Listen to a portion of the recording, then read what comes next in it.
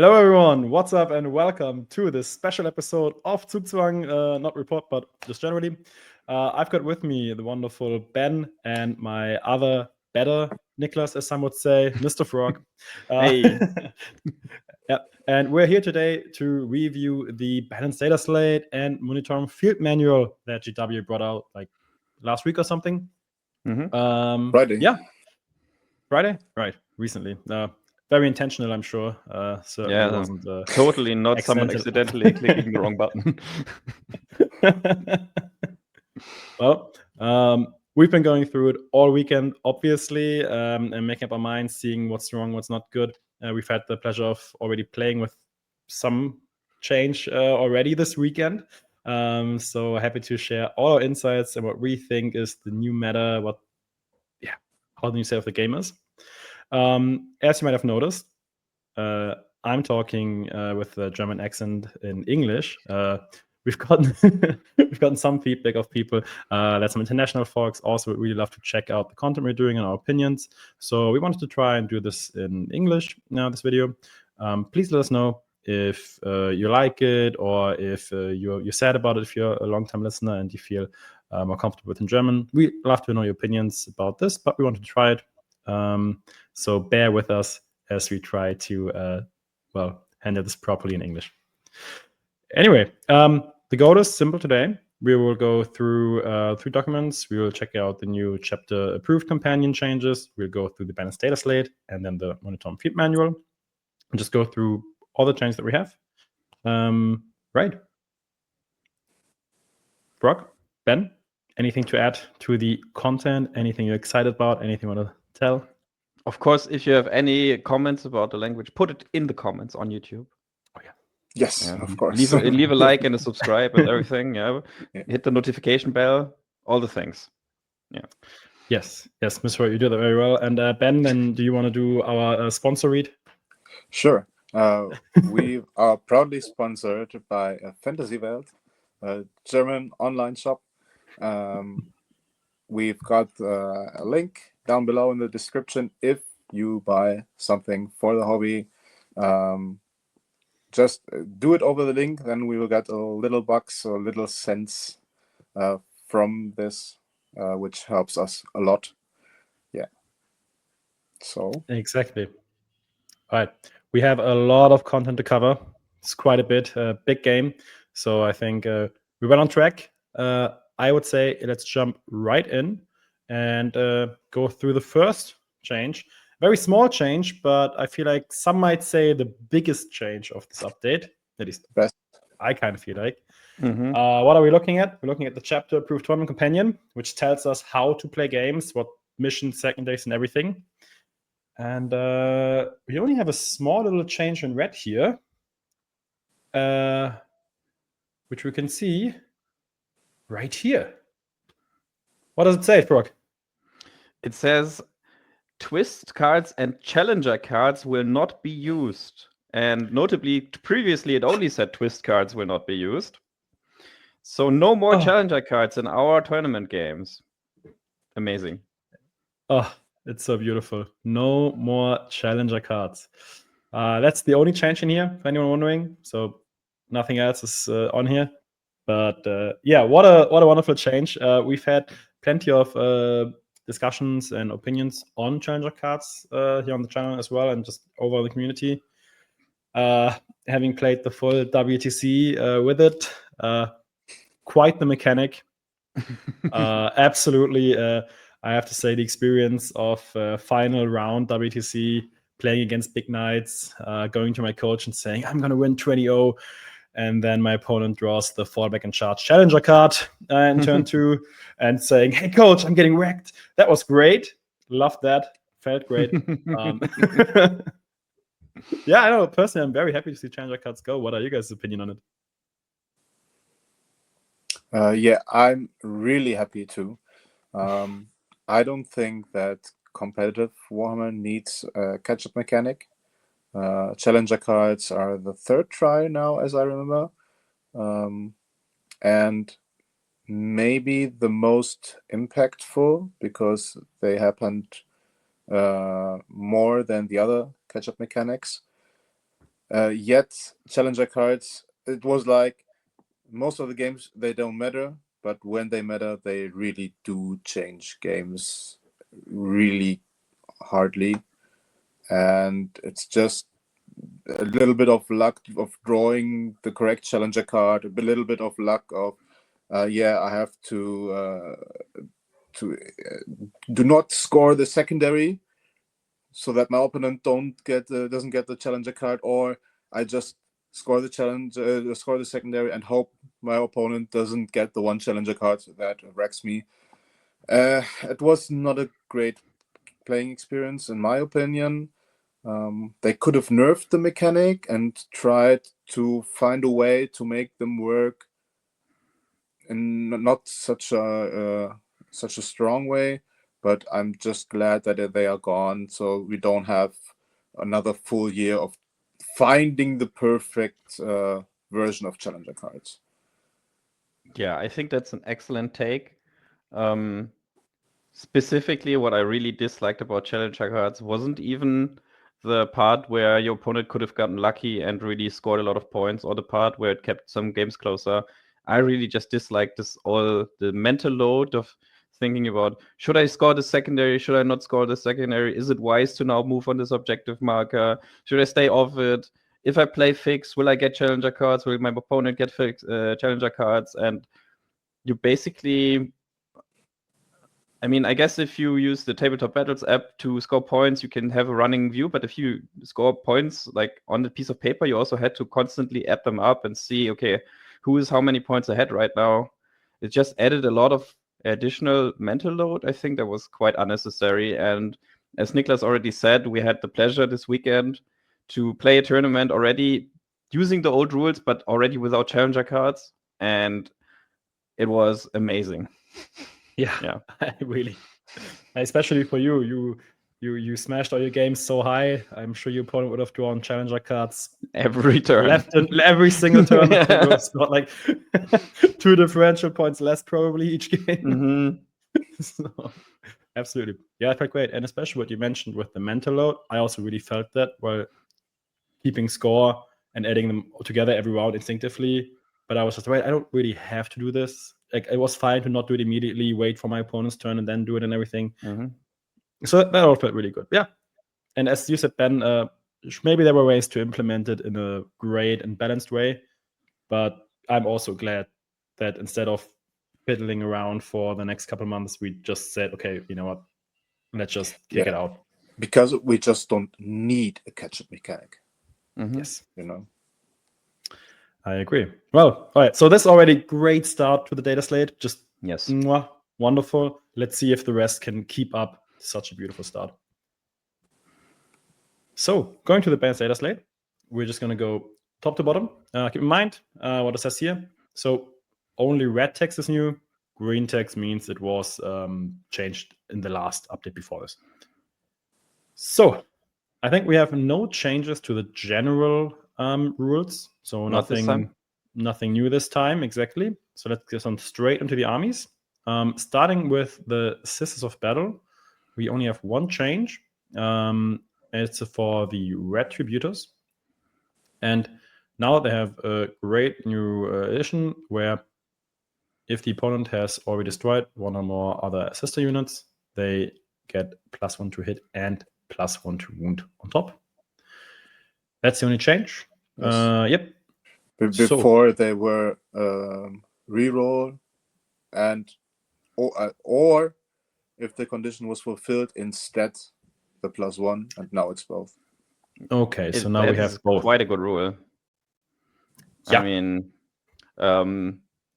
in Bringers of Flame, you have strength 10 melters that hit on 2s, wound on 2s or 3s against most of the stuff, rerolling 1s.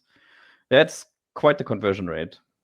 Even wounding big targets on 4 with rerolls of 1 is pretty good. Yes. Yeah, and for some that miss, you can still then say, okay, let's have a miracle dice here, but probably not needed anymore. Like, this is really powerful, and we will see. Correct me if I'm wrong. In the MFM, we also have a points drop for them. Is that correct? Yes. Yes, Right. I think they now cost the same as Dominions. So it really the question, what do you want to put in your emulators? Do you want more damage or do you want the scout move? Right. So really nice change. It really helps with that just punch that sisters have. They were already quite okay, I think, at dealing with high toughness targets, depending on the list they take, right? Mhm. But this, of course, just elevates it a step further because you have this cheap unit that can really just dish out a ton of damage. Well, if it elevates Scissors, I don't know really, because I haven't seen Retributors played a lot. So it's not that an existing list or the best existing list has become better, but now you've got more options. Retributors are better. They've got buffed twice in a row now, and maybe we'll see them. Maybe it will make it better, but it's not like we take a unit that's already played and make it just better. Mhm. Which is, Yeah, I that's a think, very what they good point. should do, right? They should push up the units that aren't played as much. Yeah, I think that's sure. smart. Especially Absolutely. because sisters aren't bad. Mhm. Yeah. Well, ask that Typhus. But other than that, sorry. Okay. Shout out. Shout out Typhus, who had an incredible run with his sisters for Mhm. Team Ignite at the ETC. This Stat check. Oh, sorry, stat check. My bad. Right. Yeah. Sorry. All right. Carrying on. Custodes. Correct me if I'm wrong. I think there's nothing in here, right? Nope. Only MFM. Okay. No changes. Makes it easy. Well, AdMech though. That is quite a lot. A couple of changes. Let's start with the main one. So, Belisarius Call, the AdMech, mini Primac, right? Mhm. New ability. He has the usual Primac way of picking between 3 abilities. You pick in your command phase, and it's active until the next command phase. And the big thing here is one of the auras, I'm not sure which one it was, maybe you can tell me, got changed. I think the reader wants to hit. Reader wants to hit, yeah, makes I sense. think. Yeah, it's a bit better now because it is just Oath of Moments. You just pick an enemy unit, doesn't matter where, doesn't matter line of sight or anything. Yep. And all your AdMechs just get full hit rerolls. That's pretty good. Incredible, I would say, for a faction that has ballistic skill 4 up mostly. The hit rolls will do a huge difference. Yeah. Before it was an aura of 6 inch within Belisarius Core and only hit rerolls of 1. Mm-hmm. So now it's Right. army-wide full hit rerolls. That's quite a buff. It's quite incredible, especially because AdMech has a lot of weapons with sustained or other keywords. Yes. Right? They have a low ballistic skill base. Of course, they can buff it with the buffed army rule to BS3 or weapon skill 3. And now with the full rerolls, like many weapons have sustained 2 even. Like if we think about, for example, infiltrators, sustained 2 in melee, 5 of them just infiltrated up front, 70 points, just jumping in and saying, hey, I have full hit rerolls. I'm full fishing for these crits in Halo Creed. 1 CP, make it crit 5. And suddenly this little 70-point unit is just murdering everything. Yep. Not to talk about like the usual big shooting targets or other units that they have, which just it's truly that's an incredible change for sure. Yes. Mm-hmm. And the crazy thing is that the other ability also got buffed quite a bit because you had an aura of +1 battleship leadership tests, and now you just also add 1 OC. Yep. And you're probably not going to pick this very often because the other one is literally Oath of Moments, but I mean that's a crazy ability as well, right? Yes, the extra OC has just been added. Yeah, exactly, right. It's just on top. Yep. And then the last aura. The third one, that's under replacement. Before it was benefit of cover, which you almost always get. Now you've got stealth. Stealth is way better. Again, probably not going to take this because Oath. But if you want it, you have it. And always with these objective control auras, since you pick into your command phase, you can always flip markers doing that if necessary, right? And that's the other small change. because now it's in your command phase and another Mhm. start of your next command phase.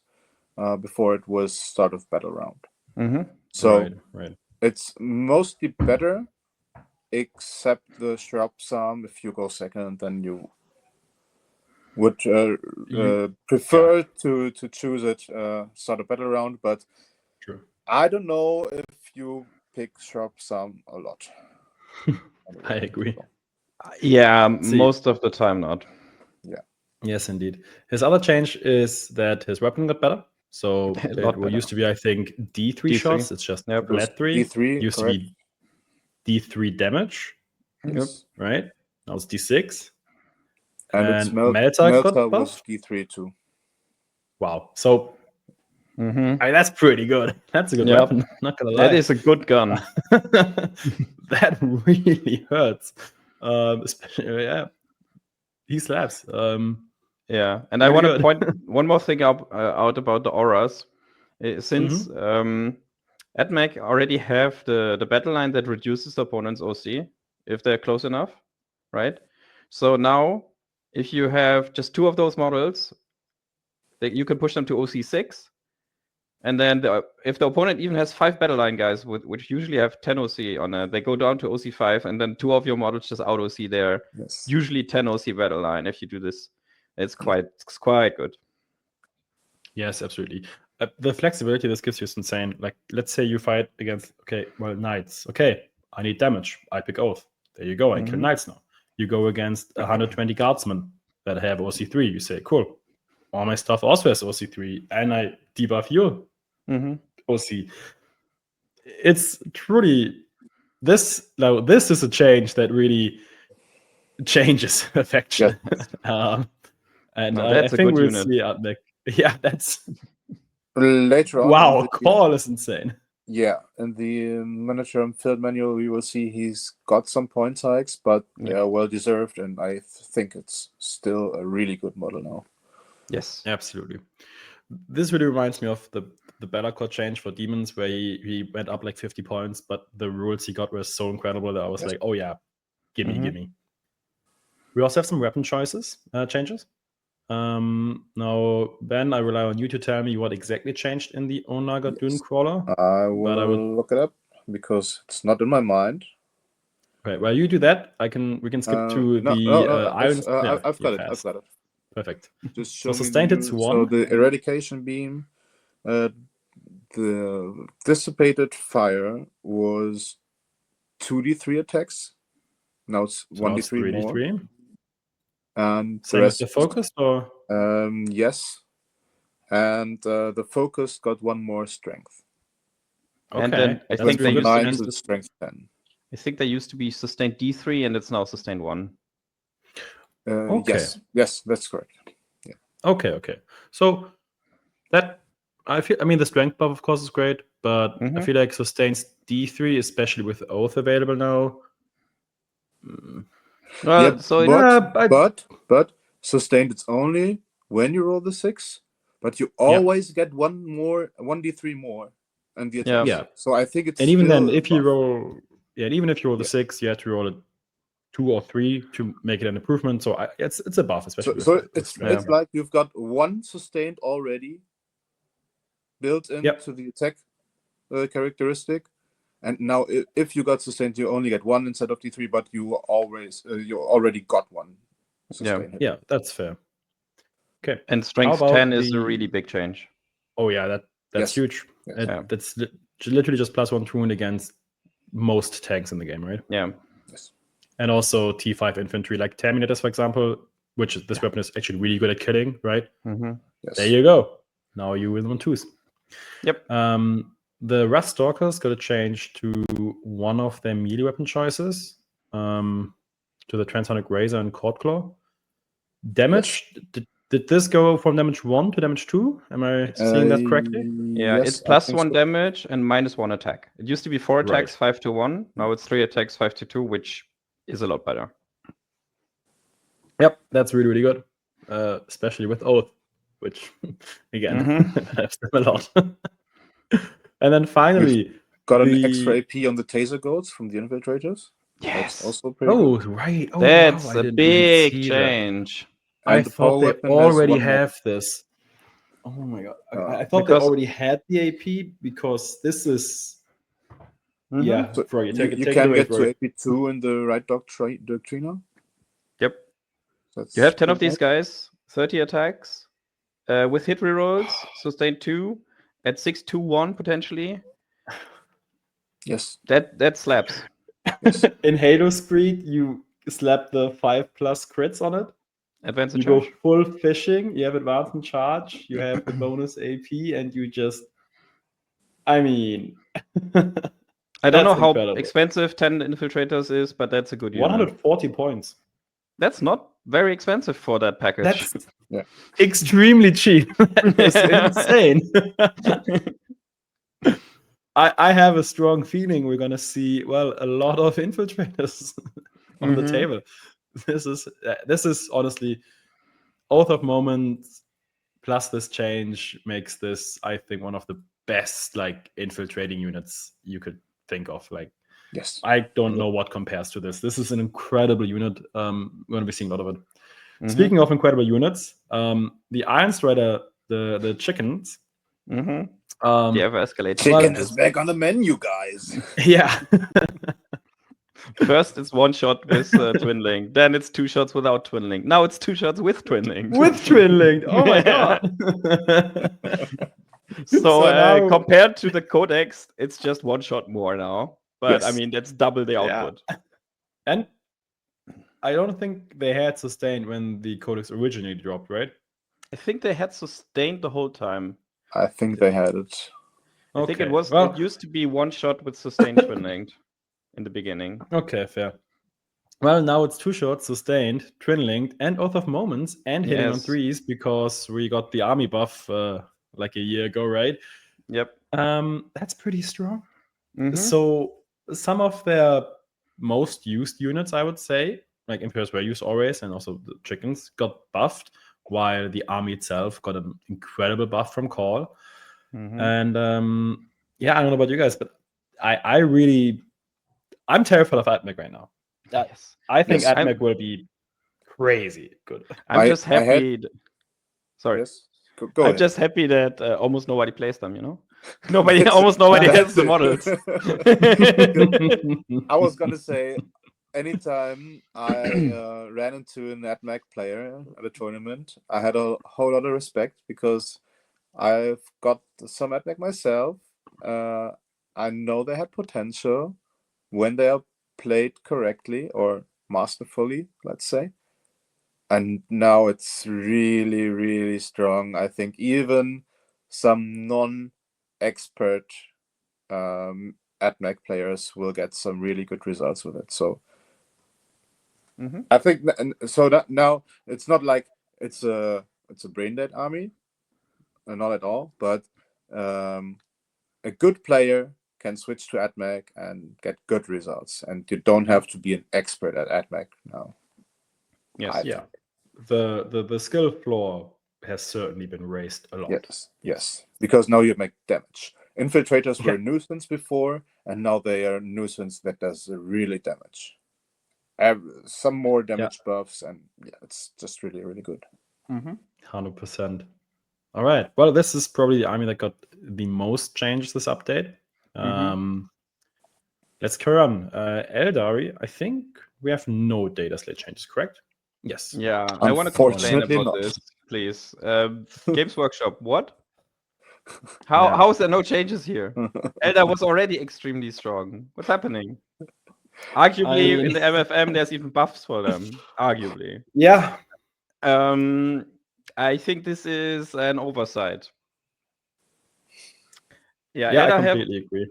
Eldar always have the problem, I guess, or balancing Eldar always has the problem that they have so many tools that they get extremely strong in expert hands, but then it's it falls off quite quickly. It's still a strong army in like average players' hands, but it scales so much with player skill that at the top it will always be extremely difficult to play against. But maybe they can't just balance around the top. Still, I would have liked something here. Yeah, I completely agree. 100%. There are lots of rules that Eldar could have that they could have targeted. They could have targeted a lot of different rules and options. They didn't use any of them. Quite sad. And coming to Astra, I would say the exact same thing, because there are no changes. And this is maybe the opposite of Aeldari, where I think, oh, they are too strong. I feel like Astra could have had some love here. Not maybe, or in the MFM maybe more. Not necessarily to like buff them that much or anything. There are really strong Astra builds out there. But I feel like the internal balance is really out of whack. I feel like there's not many options and not many fun things you can do. Would have been cool to maybe spice it up a little bit, bring some fresh air into this faction. But, Astra's doing okay. It's fine. Yeah. I agree.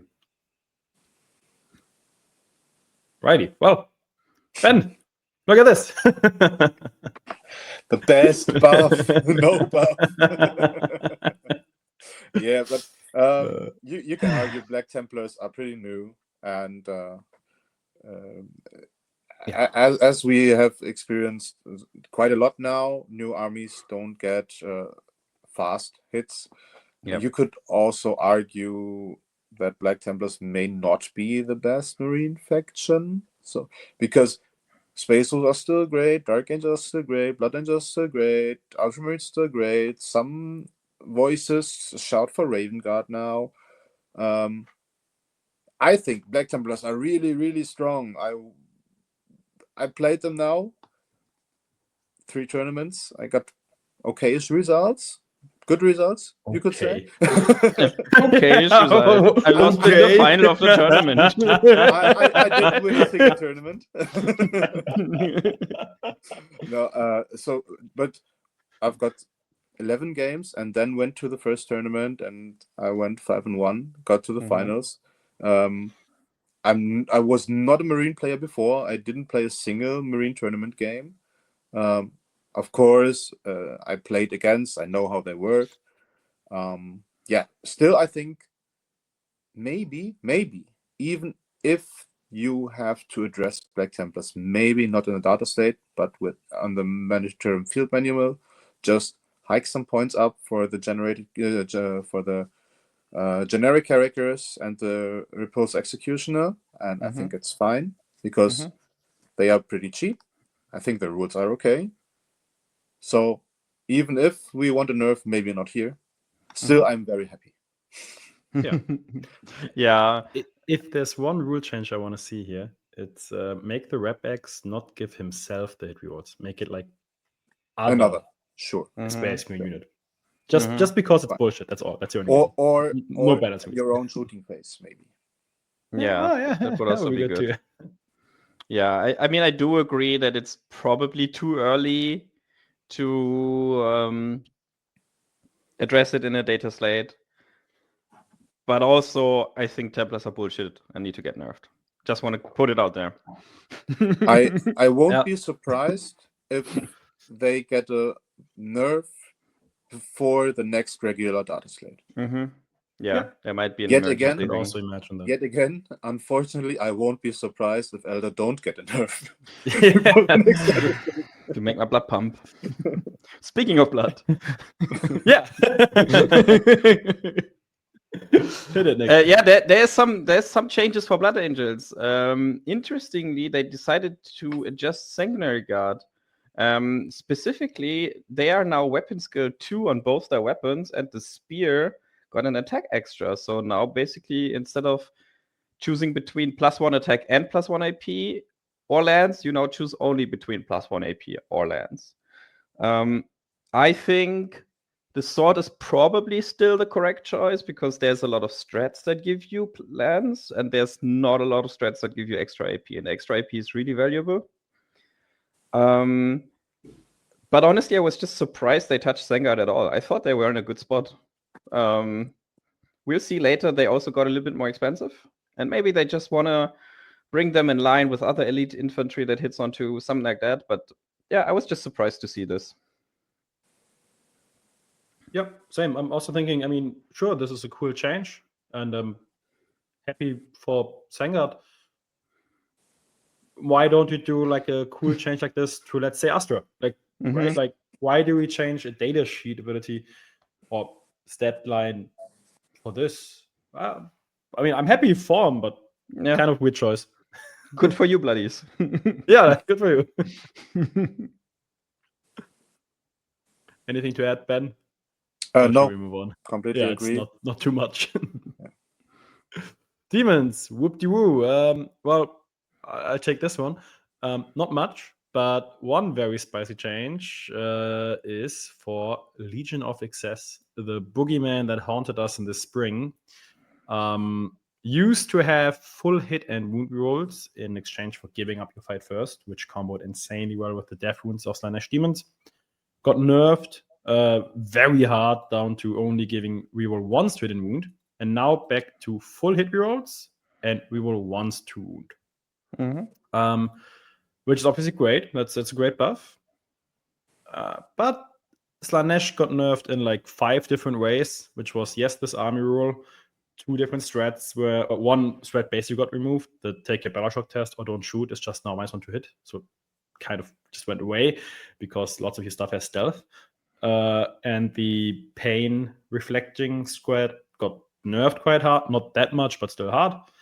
And then, Keepers with the Emperor's Children release. No more Pheno Pain. Pretty rough. And some other data sheets as well, like Fiends, etc. This is great, and it almost makes me want to maybe try Slanesh again. However, the wound rerolls is the important part because Slanesh has super low strength, lots of death wounds. Like a Keeper of Secret has strength 8 and strength 6. So if you charge a Rhino at it, you're gonna live probably, which kind of sucks. And without the Pheno Pain, it doesn't really make much sense. They also got some point buffs. Maybe that's enough. But I don't know if you have different opinions, but I think this is still not the best demon detachment, probably. Yes, I think so too. It's a little step back towards being playable, but still there's Shadow Legion, in my opinion, way on top. There's the Index Detachment and even Plague Legion I've seen being played quite a little bit and even to good results. So, yeah. And of course, Scintillating Legion, Zinj Flux tokens, I've seen it played. Not to good result. I have seen it played. I've seen it played in too. your hands, correct. In your hands, it had bad results. I will say I understand, but I am a little bit upset that Fate to Darkness is still a thing in Shadow Legion. I think that's that kind of rule does not lead to fun gameplay for everyone involved. But okay, Warp Talents have it too, so I guess. Yeah, I'm with you. Fate to Darkness is pretty bullshit. That gotta be honest, yeah. Speaking of bullshit, oh my god, these transitions, guys. Yeah, we are on point. Yeah, I guess I can go through this since I've played a lot of Chaos Knights recently. So first change, Infernal Lance Detachment. You make the search, you get to choose 1 out of 3 buffs, and now the third buff, the defensive buff, instead of giving you a 5-up invulnerability save and a 6-up Pheno Pain, you have to choose between the 5-up invulnerability save and a 6-up Pheno Pain, which we had some discussions about how big of a change this is. In my personal experience, it would not have changed a lot of my games, to be honest. There is a specific use case where someone hits you with a lot of volume and high IP in combat, which is not so frequent, but in that case, it is a nerf. In all other cases, I think it's not so relevant. I would have personally expected more. As an Infernal Lance enjoyer myself, I think the army will still be very strong. What do you think? I agree. It is a nerf, but it is a small nerf. So, yeah. Maybe they didn't want to take the biggest steps and pull the huge banhammer. It's okay.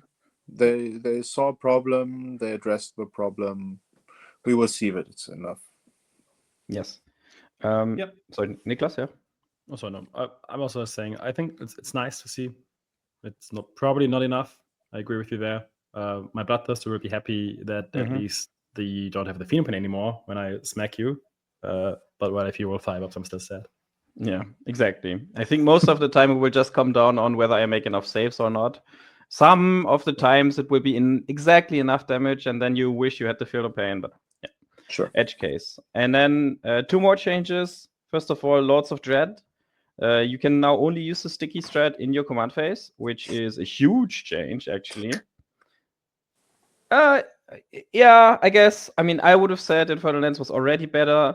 Some people would have argued before. I think now it's quite obvious which one is the better detachment. Lords of Dread really lived on having big knights move forward, sticky every objective they could get on, and then just keep moving forward and never stop. And that just doesn't work anymore now. Yeah, that's really the thing. I'm saying it's dead because Infernal Lance, I think, is now just the clear superior choice. Yeah, that's all. I think there are 2 ways the stratagem could have been nerfed. Either this one, only in your own command phase, or take away the OC5. Only make it sticky, and then any phase, that's fine. Yeah. Also, I'm happy it has been addressed. But interestingly, start of your command phase means if you go first, you can't just use it first turn. Yeah, sure. Exactly. Which is that feels really bad. They should have just made it end of your command phase. Yeah. Fair. The Imperial Knight one is end of your command phase, I think. Yes.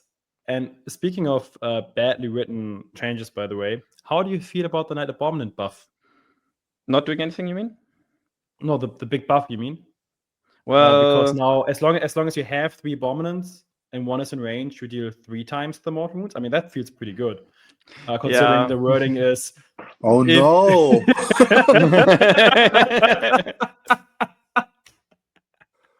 Yep. Yeah, I mean, I guess the intent is quite clear. Yes. What they should have done is just add aura behind the name. Yes. No, because they don't want you to be able to increase the range with the okay, understand. With the army ability, but yeah, I would have preferred that one. Yes. Okay. So for anyone who's not fully caught up, so the wording here with saying, and then move phase, roll 1 for each unit within 9 of 1 or more models with this ability means if you're within range of 1 Abominant and there's another Abominant somewhere else on the table, technically he also gets to roll for his mortal wounds. Now we assume the intent here was that it used to be if you have 1 unit of yours and there's 3 Abominants around you, they all deal damage. We think the intent here is that it only triggers once, no matter how many Abominants are next to you. Yeah. It's not what it says, though. Exactly. Yeah, it's not what it says. I do hope that everyone will understand and nobody will play it in the fucked way. Yeah, Exalted 8-point Rhinos. Yeah, that's the same. Embarking within a transport with a base. Yes, Tim. Yeah, Tim Schneider. All right. Should we carry on? Yes. Sure. CSM. Now let me make sure. I think there's absolutely nothing for CSM, right? Yeah. Nope, changes. Yeah, no changes. It's okay. CSM has many options. CSM is in a fine spot, I think, overall. Yeah, I agree. Dark Angels. No, there is a change here. There is a change here. Right, yeah, there is a big change, actually. 2 changes, actually. First of all, the biggest change of all, the Landspeeder Vengeance. Oh, sorry, the Plasma Storm battery of the Landspeeder Vengeance. That's the biggest change. You are like, you don't even know what you're talking about. It's right above the line. Yeah, the Landspeeder Vengeance. Oh my god. Hell yeah. So that one just got +1 damage, okay? So, I mean, objectively speaking, that's a big change. Great change. I still think that's probably, you don't play it, but huge change, okay? And then there's a small other change. So the Lion gets to pick 2 instead of 1 of his abilities now. Which that's means you can actually pick 1 of the auras that's not the Fiona Pen now. He doesn't have the Fiona Pen aura anymore, right? No, he does. He has Feel No Pain, he has Uppy Downy, and has the rerolls. Oh, he has -1 to Rune, right? That's just an ability, yes. That's not an aura. Ah, cool. Oh man. So now you can Okay, Uppy great. Downy right to the spot where you want to deliver the rerolls. Yeah. It's pretty good. Ah, So you will basically pretty good. always have the Fear No Pain up because you don't want to die to random grenade and tank shock with your Primarch. That's Yeah. just awful. Yeah. But now you also get to pick the Uppy Downy or the reroll wants to hit and wound on top. And this reroll hit and wound of 1 aura is really good. Yes. It's It's so just strong. that so far, if you used it, you had your go turn, then next turn the lion just dies. Now that doesn't happen anymore. It's so good. He hits so hard himself. Mhm. That's so strong. Yeah, and a lot of That's a really good buff. A lot of units in Dark Angels hit on 2s anyway. The Death Knights hits on 2s, and the Inner Circle Companions get +1 to hit against character units. So reroll wants to hit means they basically always have a 100% hit rate. And then the reroll wants to wound is just nice on top. Yeah, this is extremely strong. Yep. Like no doubt about it. This is fantastic. As you guys know, I'm a Lion Enjoyer, and I'm definitely gonna give him a try with this. Sure. In fact, not sure if you know it, but if any of you have any ambitions of like being part of Zugzwang at some point, it is a hard requirement to be Lion Enjoyer to join this team. We do not accept any Lion doubters. Just being transparent, guys. Really. Veto. Everyone here loves the Lion. Okay. Yes. Good. Whee! No one loves this. This is confusing to me, to be honest. I don't understand. I mean, Ben is disappointed there's no buffs there. There should be buffs, right, to make Death Guard finally playable. Yes. Niklas and I are disappointed because of a different reason. Yes. Why is this army still playable? Please. It's so weird. Well, that, in Germany, we've got a win rate of 45%. Oh, poor Death Guard players. So it's only the most played faction at WTC. Yes, but WTC was before the nerfs, you know. Right, before the points nerfs. That's true. Sure. I think personally it's still quite strong. I would have liked some changes, for example, to the Lord of Contagions data sheet. I think that is just too much. Yeah. But we will see where they fall in the meta going forward. Yeah. I think it's interesting that because we had the discussion in the mini slate that maybe Knights and Death Guard will just not get touched at all. Mm-hmm. They decided to make additional nerfs to Chaos Knights. Mm-hmm. Imperial Knights is the new codex, so yes, they changed it. I like that. But for Death Guard, to say nothing, that's interesting. Because I feel like the public opinion of many people were that Death Guard is still really, really strong. Mm-hmm. So I was surprised that there's not some small changes. But, well, Death Guard are staying. Yes. We will see how it maps out in the future. Deathwatch, none, but notably not none in the MFM. Yes. Yeah. So no changes. We'll see more about this later. which will be good. Yes. Oh yeah. Well, Drukhari, there are no changes here. Mm-hmm. But of course, we all know there's the new codex on the horizon. So that's why I assume Drukhari is in an all right spot for some of the sicko fashion specialists like Skari or here in Germany, Paul Pönskin, right? Who's very successful with this stuff. So I'm sure they're just saying, let's not change anything until the codex. Yeah, people will have to adjust anyway. Right? Mm-hmm. And it shouldn't be long considering they already teased it on the Warhammer community. Exactly. Okay, hell, Emperor's Children. Yeah. Nick, take it away as our First EC of all, player the most important change here again, Serpentine. Each time this model makes a normal or advanced fallback move, can move over sections of terrain features that are 4 inches or less in height. Notably, this company making this game, Games Workshop, has their own terrain set. And in their own terrain set, there are no ruins that are less than 4 inches in height, except they are also less than 2 inches, in which case you can already move around over them. I hate this rule even more than I hated Challenger cards. This is just weird. Challenger cards existed at least. Yeah, so I mean, Well, this makes a clearly difference on GW WCC terrain, right? Yeah, This clearly makes a difference on GW. WCC terrain. I think this is a love offering of Games Workshop to WTC, and this is their way of saying, "Hey guys, we're so sorry that we fucked up the night balance right before your World Championship event. Here, take this gift for your terrain layout." So that's Yeah, I don't I don't get know it. what don't this get it. is about. They could have gave him super heavy walker, I guess, if they really wanted him to move with terrain. Not saying that would have been a good change, but if they wanted to change anything about terrain at all, they could have given him the Primarch walk through walls thing. Even then, I think Fulgrim's biggest problem isn't being able to move somewhere, but being able to be placed. And that's not changing here at all. Yeah. So nice, I guess. I just don't understand these kind of rules. He's not the only one that got this rule. I especially don't understand the 4 inches because WTC ruins the small part is 3 inches, I guess. 2.5. So yeah. If 3.5? 2.5. 2.5, yeah. So if they want to aim at WTC, they could have said 3 inches. But I don't know of any terrain set or layout that has ruins with 4 inches. Yeah. So why? So I don't know. Do it 3 or It's do it for the 5. casuals. So if you say 5, you can walk over GW terrain. But I don't get it. I don't know where this number. I guess it's just an arbitrarily chosen random number. I don't know. Ben, why does no one think of the noobs who play with their cardboard and fun? There are no hills. There are casual players.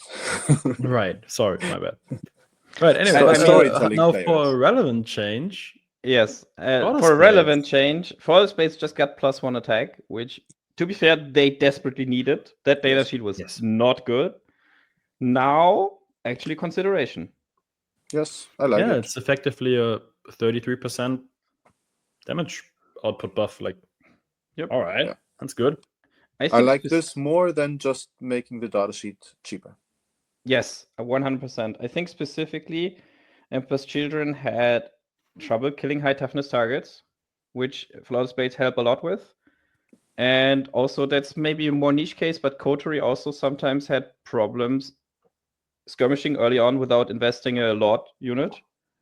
And now you can get your buffs active and then have the Lords hit even heavier later on. So, quite interesting. I'm going to try them out for sure. Yeah, really. I mean, offensively, it's like having a full additional guy in that 3-man unit. Yes. Wonderful. Yes, correct. Great stuff. This is the kind of stuff that I would love to see way more. Just these kind of underused unit. Hey, you have +1 attack, you have +1 strength, whatever, right? This is great. Great stuff. Yep. Okay, GSC, talking about not so great stuff. They butchered our board. I'm gonna go out here and publicly state that good fucking riddance. Screw Host of Ascension. What a terrible army to both play against and play yourself, which I was forced to play at the Double Up tournament before WTC. That sucks ass. Yo, shout outs to Ines Wilson. Yes, dude, Ines. I don't know how crazy. So good. For the most important change, I think a 5-man Aberrant went up in points cost. Did it go down? I don't know. It now costs 4. Nobody knows. Or if it was 305. Ben, our fact checker, maybe I could take care of this. Yep. That is, of course, the most important one. Let's start with the nerfs, which is the Aberrants have been 5 research points. Okay, so all right, so that's 4 now. So in the 1 detachment where you have 12, you can bring back 5 3 times. Yeah. Let's start with the nerves. I think even if you've got 10 points, it's a hugely better breaking point. Yeah, because now you can get a 5-man flamer squad for scoring, and you get 2 5-mans. It's definitely nice. Yeah. Sure. So Host of Ascension, which was clearly the best detachment so far, the most played one, got huge nerfs. I think that's the crit 5 strat that got 2 CP. Yes. This Yes. is critical 5s now costs That's 2 a CP. huge difference. That detachment already is quite CP starved. They have a lot of good stratagems. So having to spend 2 CP for that is just a lot. And especially, is the Primus change also in here? Yes, Or is we that have it over here. Yes. Yeah, especially considering this little tiny change here where you used to be able to re-roll the hit roll, and now it's +1 to hit. That's a huge difference. Yes. Massive change. I mean, to be fair, many monoliths had only one Primus with the rerolls and the lethal hit enhancement, as well as like triple Benefactors squads, which gave lethal, which they kind of preferred. But the reason why you took the lethal hits by your Biophagous squad and Benefactor squad, was because you can always go and make it crit 5s, where at that point you're just like hoping for the 5-ups. Well, so this is a really bad combo because this mostly nerfs the Benefactor squads as their standalone effectiveness because it's much harder to use them. This nerfs the other main way to get reliability with a Primus, so now it becomes much harder to have this effectively. And then, of course, the next change for the stratagem here, kind of a side grade, not necessarily nerf, right? It used to be when you shoot a Genestealer unit and you don't fully wipe it, which good luck with fully wiping it. They could use What a do you mean? speed I'm to just getting go the back in reserves. spoilers. Yeah, okay, well, you're special, all right? And yeah, Ben, you have rep access. Okay, you're both special and great. Okay, for us normal people, right? We can't do that every time. So you shoot them, then they jump up, which basically meant for normal armies, okay, I just never shoot the 20-man blocks, which means they never go up again because they have to go up to get all their bonuses and everything, right? So this is nice. You can now just start plinking away at them. However, it also meant that your big blobs never go up again because your opponent just doesn't shoot you. Now it's just like any other uppy downy. End of your opponent's turn, you pick one unit up and again go back up. So you can guarantee to use your units multiple times at the price of well, they can get shot now. So I actually like the change because it provokes a more fair game, I think. So yeah, you've got the Bidowni, you can do your tricks one more time with the unit, but the opponent can interact with you or is not forced to one tap you, or you just go back up, reanimate your models with your icon, and then you are back there. So I think that's I like it from both sides, I guess. Yep. Yeah, fully agree. I also agree. I think the probably strongest unit now in Host Ascension is the Benefactors with the +1 to hit enhancement. Assassination Edict, right? Assassination Edict, right? Something like that. Yeah. And I mean, you just have to be even more careful with your CP now, which, again, you want to use this, and you want to use the Uppy Downy. There you go, that's 3 CP. You oftentimes want rapid ingress. It's getting expensive. I'll be honest with you. Maybe I have to eat my words in a few months, but I think Host of Ascension is pretty dead now. Yeah, very possible. That's my first thought too. But I won't be surprised if some specialist finds a way to make it work. Yeah. So, like you could add an Exos, I guess, to the Benefactors unit, which gives you strat reduction.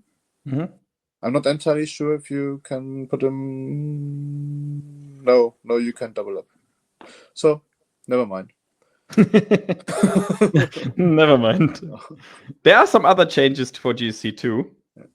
So Biosanctic Brute Surge. Actually, I don't know what the change specifically is. Maybe you can go through it. I don't know. It's the marker pushing thing, right?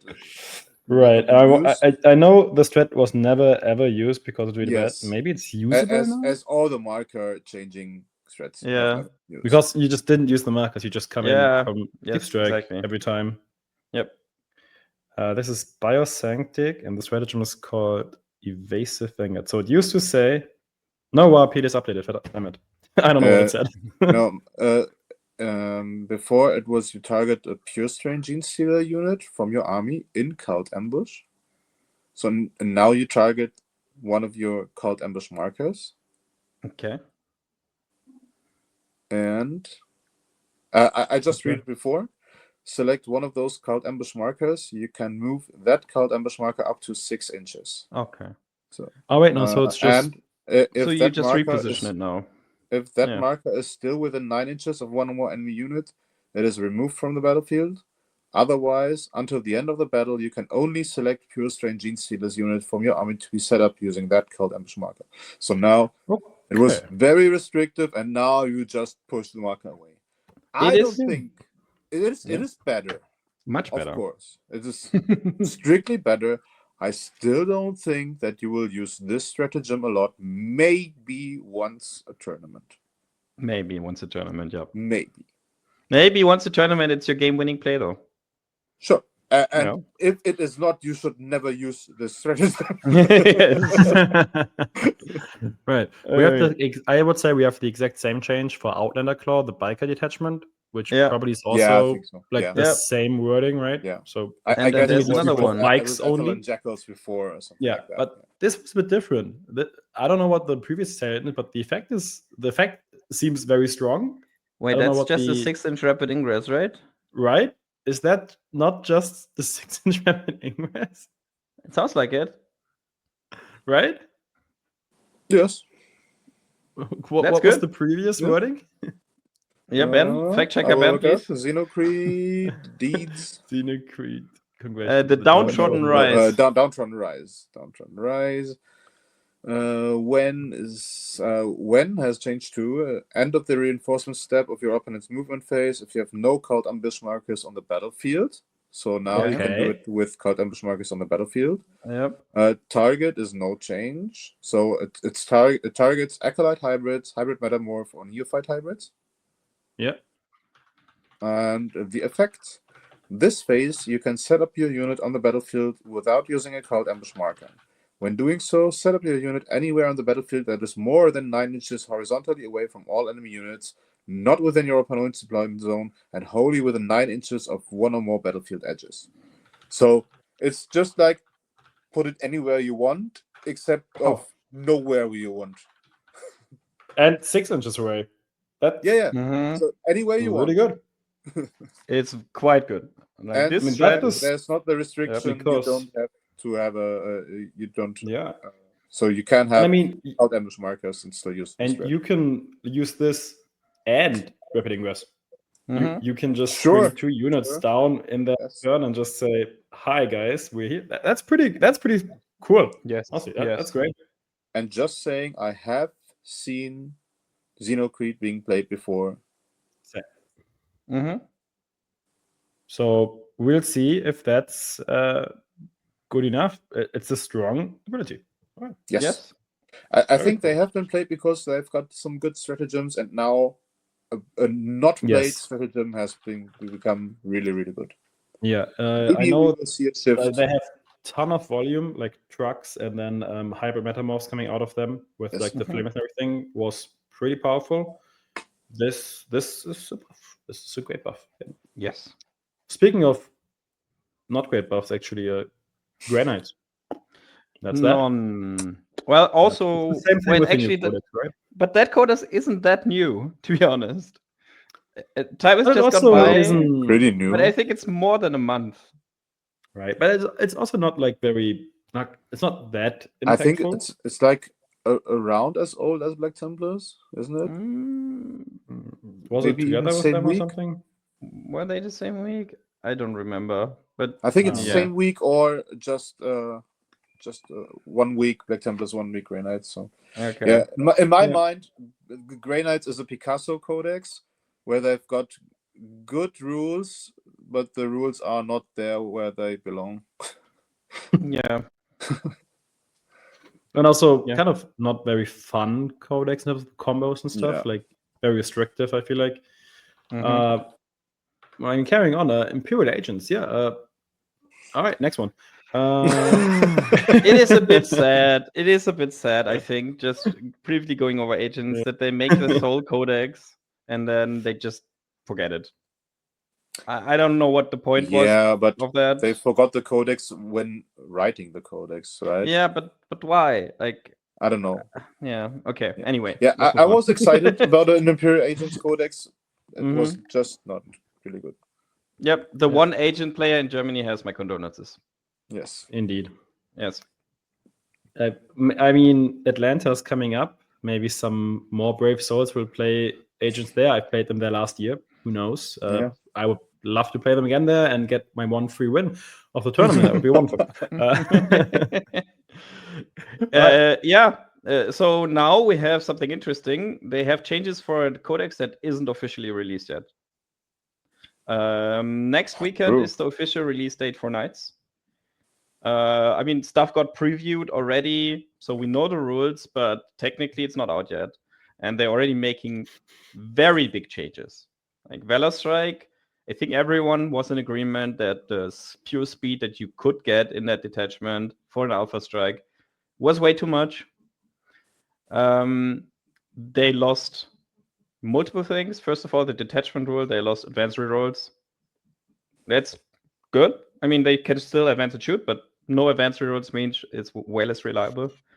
And more importantly, there were 3 stratagems in there that all targeted a point on the battlefield, and then 3 knights within 9 inches of that point, which means basically you could always target everyone that you wanted to. And that means you can target 1,200 points of your army with the strat. All of those are now changed to just target 1 model, which is reasonable, I would say. Yes. Yeah, man. And especially because, like, for example, I mean, one of the most egregious one, I guess, was the full tilt, where you get the bonus movement, and you could do it turn 1 because you could target Canis as one of those 3 to make it cheaper for 1 CP. So now it definitely means turn 1, only Canis can go the bonkers distance. The other ones definitely cannot, which... I've seen some drawings of different deployment zones and terrain layouts signaling where Imperial Knights can stand and shoot you turn 1, where it's like, okay, you literally have not a single safe spot on the map without getting shot by a big Imperial Knight. Yep. Well, thank God that got changed. Wow.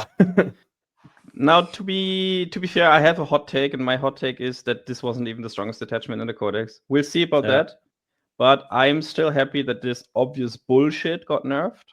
Yes. Right? There's other strong detachments in the codex which will still be quite strong, but I think Valor Strike is now just okay. Yeah. Yep. Fully agree. I also think the codex still has enough strength. Yeah, I think it's okay to be strong. I don't think it's okay to be strong because you break the rules of the game. Yes. Eldar. Yes. What?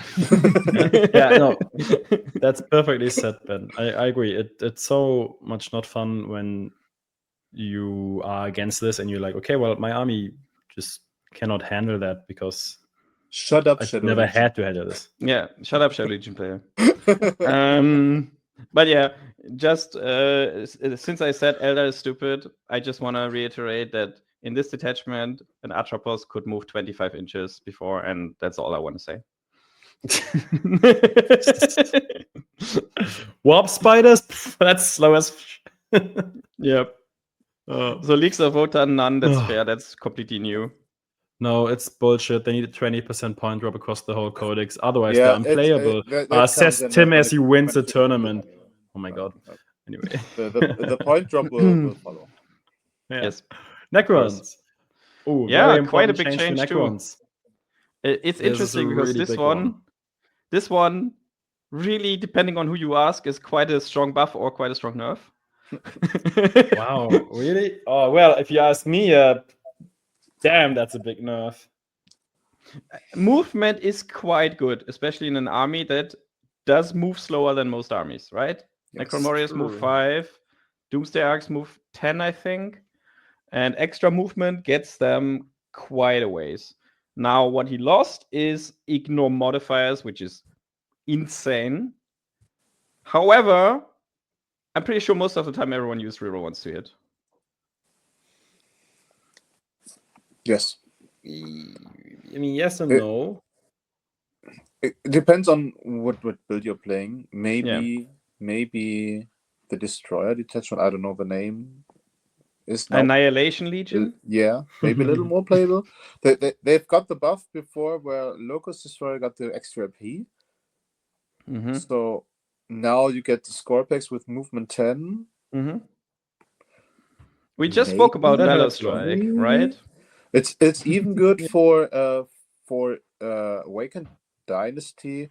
Yes. But most Awakened Dynasty lists didn't play the Silent King. But yeah, if you got the 20 Warrior blob with fallback, shoot, charge, and +2 move, ooh. So yep. I've played past weekend. I played against Awakened Dynasty, and at the end of the game, his Warrior blob, his 2 leaders were on his home marker behind a ruin, and the warriors stretched out over 3 other markers. Yep. Now they can do it maybe a turn or 2 earlier with +2 move. I don't know if you play the Silent King only for this, but in this exact list, I think the +2 move is better than Ignore Modifier, because this list wasn't for doing damage. This list was for just controlling the field. And +2 move with fallback, shoot, charge is pretty nice. Yeah, I will say we just spoke about Valor Strike. Extra movement is very strong. It's a very strong rule. Movement wins games in 40k, right? You can shoot as hard as you want. If you don't see me, it doesn't matter. I'm not sure this is strictly better, but I think it's just a side grade, in my opinion. And I think it's healthy.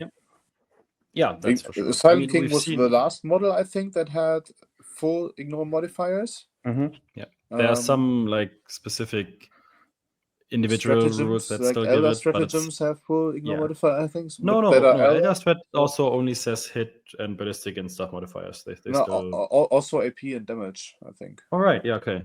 Yeah. So quite a lot. No OC, of course, but yeah. I mean, one of the main things. Sorry.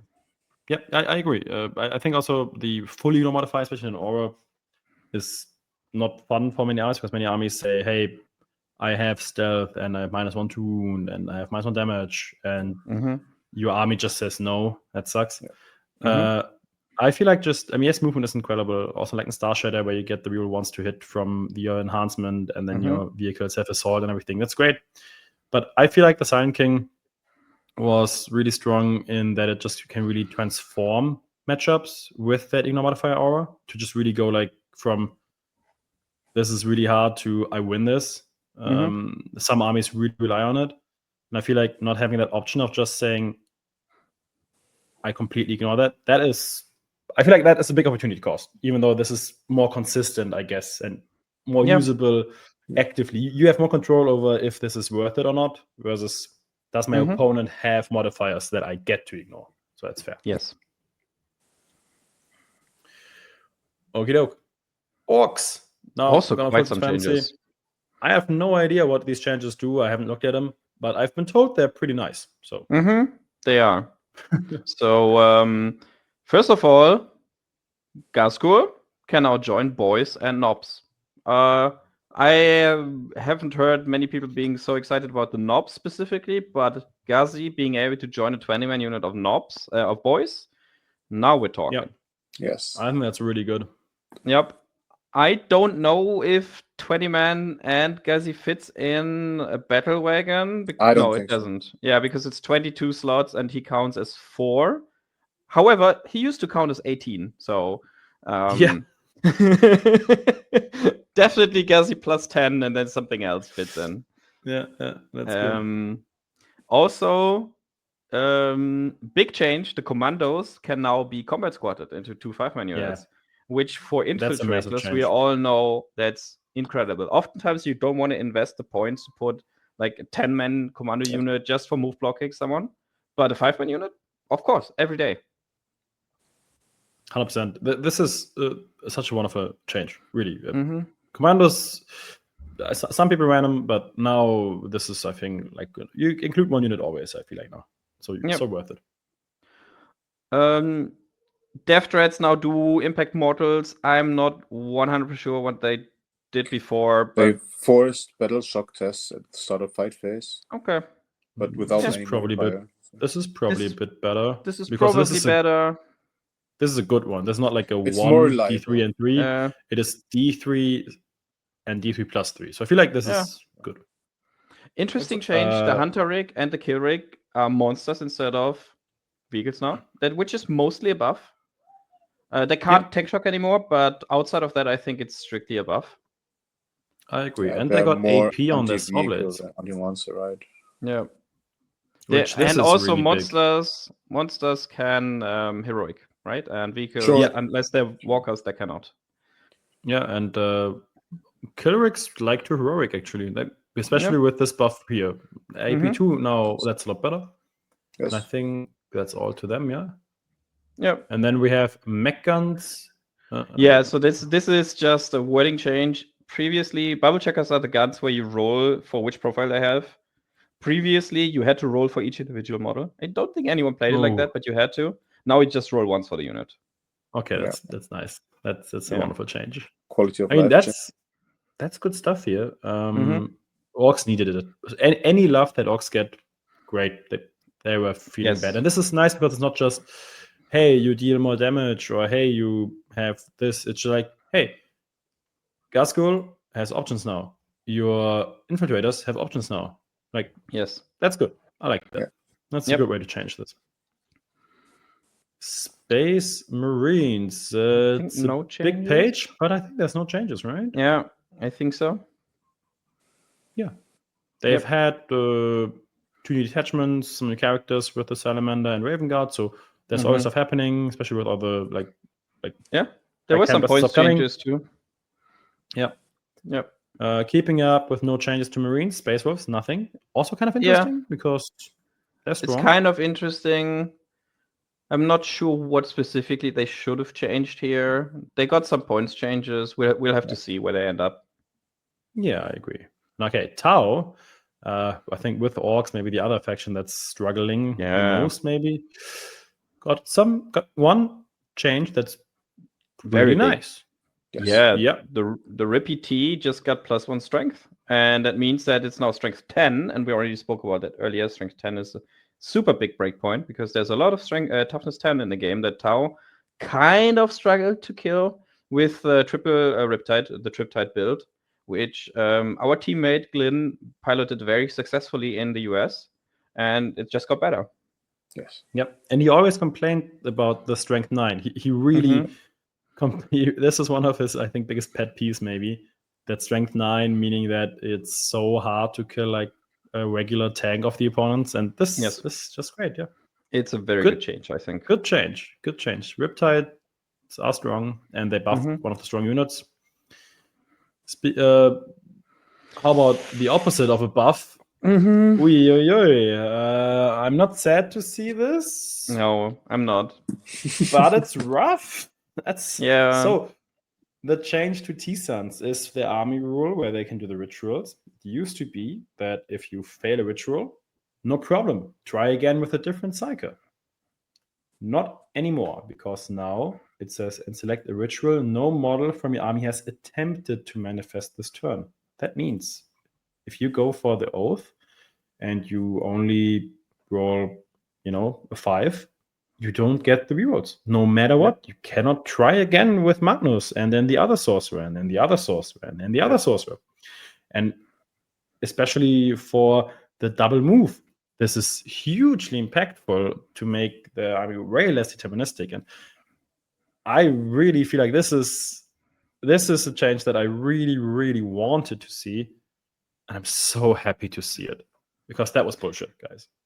It was bullshit. It was basically guaranteed before. The only bad outcome, quote unquote, for T-Sons before was if they cast the low version, then they couldn't attempt to cast the big version again. Now, if it fails, it fails. And that makes it a lot more risky, and I guess that gives a lot more value to things that buff up your tests, like Magnus or the Mutalith Beast. But yeah, it is quite unreliable now. Yep. But I think if a quarter of your army rule is Oath of Moment, that's fair. That's okay. Yeah. So, that's all right. If you phrase it like this, yeah.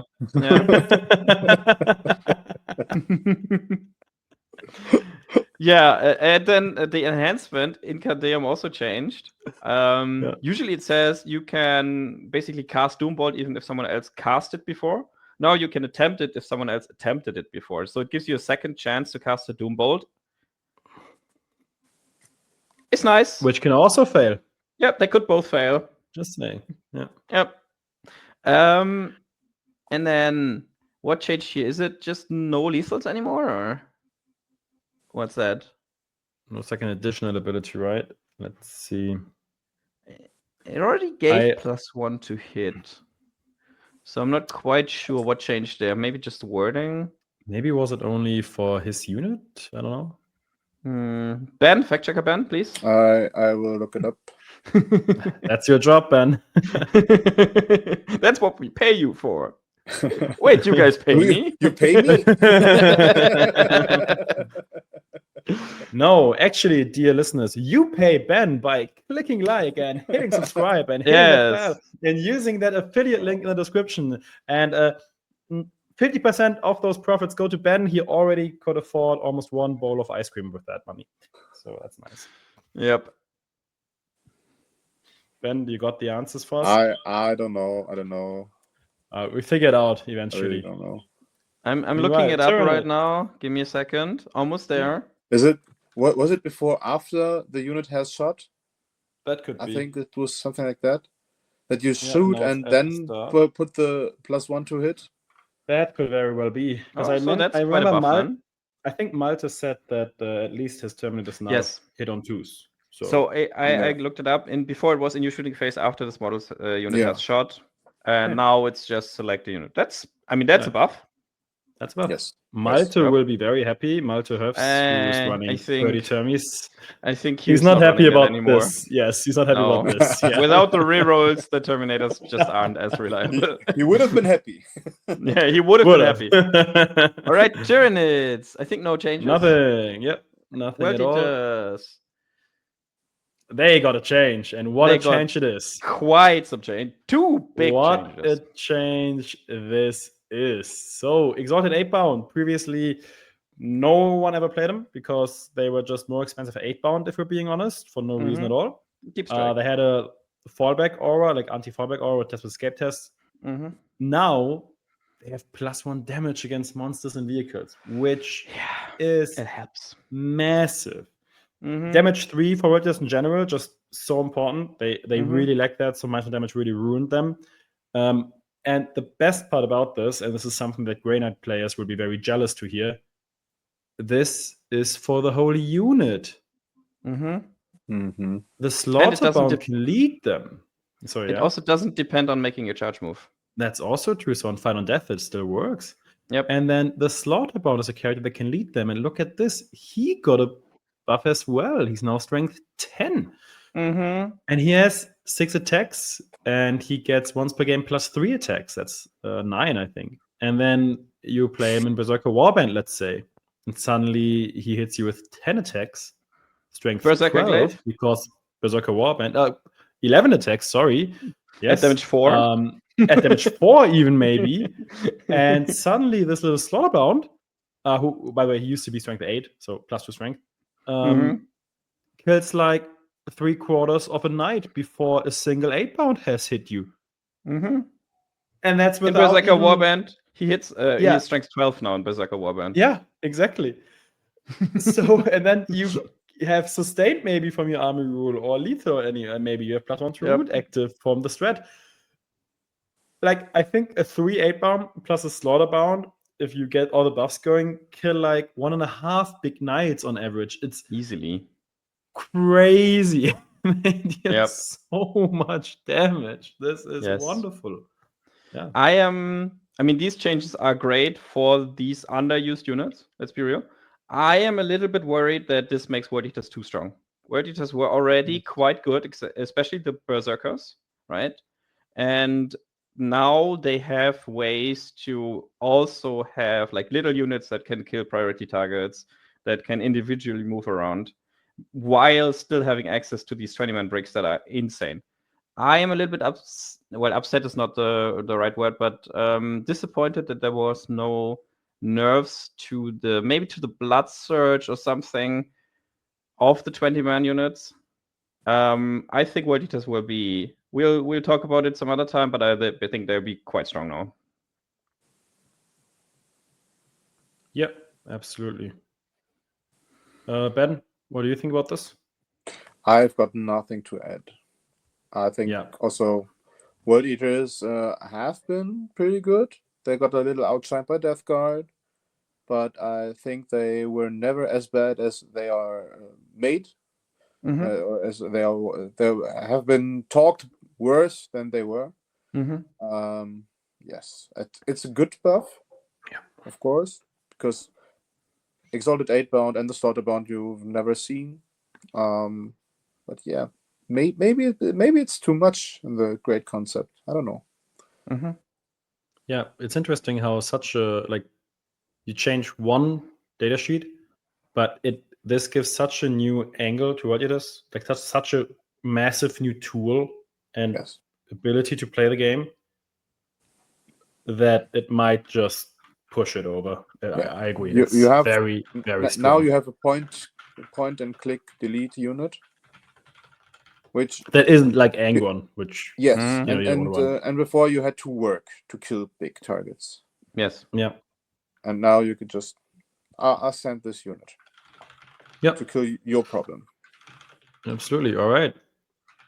Peeps, we went through all the 31 pages of the Banned Dataslate. It was quite a big one. Lots of changes. We've been here quite a while, but I would say let's waste no time and jump over to the MFM to tie all these changes in together to see the full picture of what has changed. Yes. Starting with Sisters. Remember, they had the buffed Retributors, where they now get the real 1 straight in wound and +1 in wound. And they also went down another 10 points. Started the edition at like 125, and now at 105. That's cheap. Now they are cheaper than Dominions. Yes. Yep. They are cheaper than Dominions. To be fair, Dominions is a 10-man unit, so you also get the 5 non-special weapons to do something for you. But the 5 girls with the special weapons and Retributors definitely do a lot more. Yep. This is very nice, and again, just another incentive to take this buffed unit.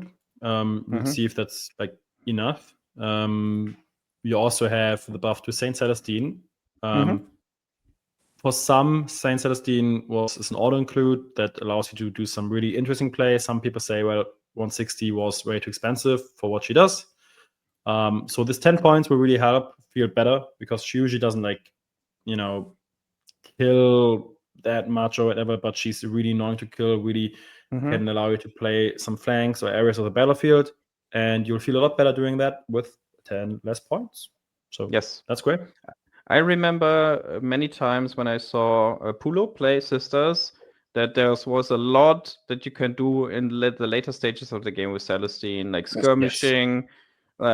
Just when you get into the later stages, there's not so much killing power around. These kinds of units really do a lot, and 10 points less is just good. Exactly. She's strong. She's a really strong tool. You have to use her really well, but if you do, it's really rewarding, and the buff helps. Astrid Thurger, Agatha Dolan went down 15 points. Hell yeah, great. Finally, my favorite units. Ben, why don't you tell us what they do? I'm sure you know everything about this. We know, if right? you really want to hear, I can read. So I have no idea what they do. Nope, never seen that before. I think these are the banner bearer unit. Okay. Yeah.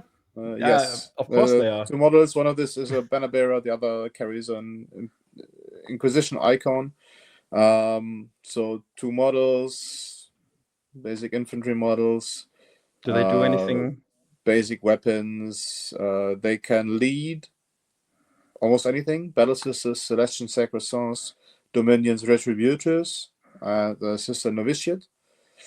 And why they are leading, and they contain Astrid Thurgar. I don't know which one is which, to be honest. Nobody But knows. when they contain Astrid, the weapons gain devastating wound.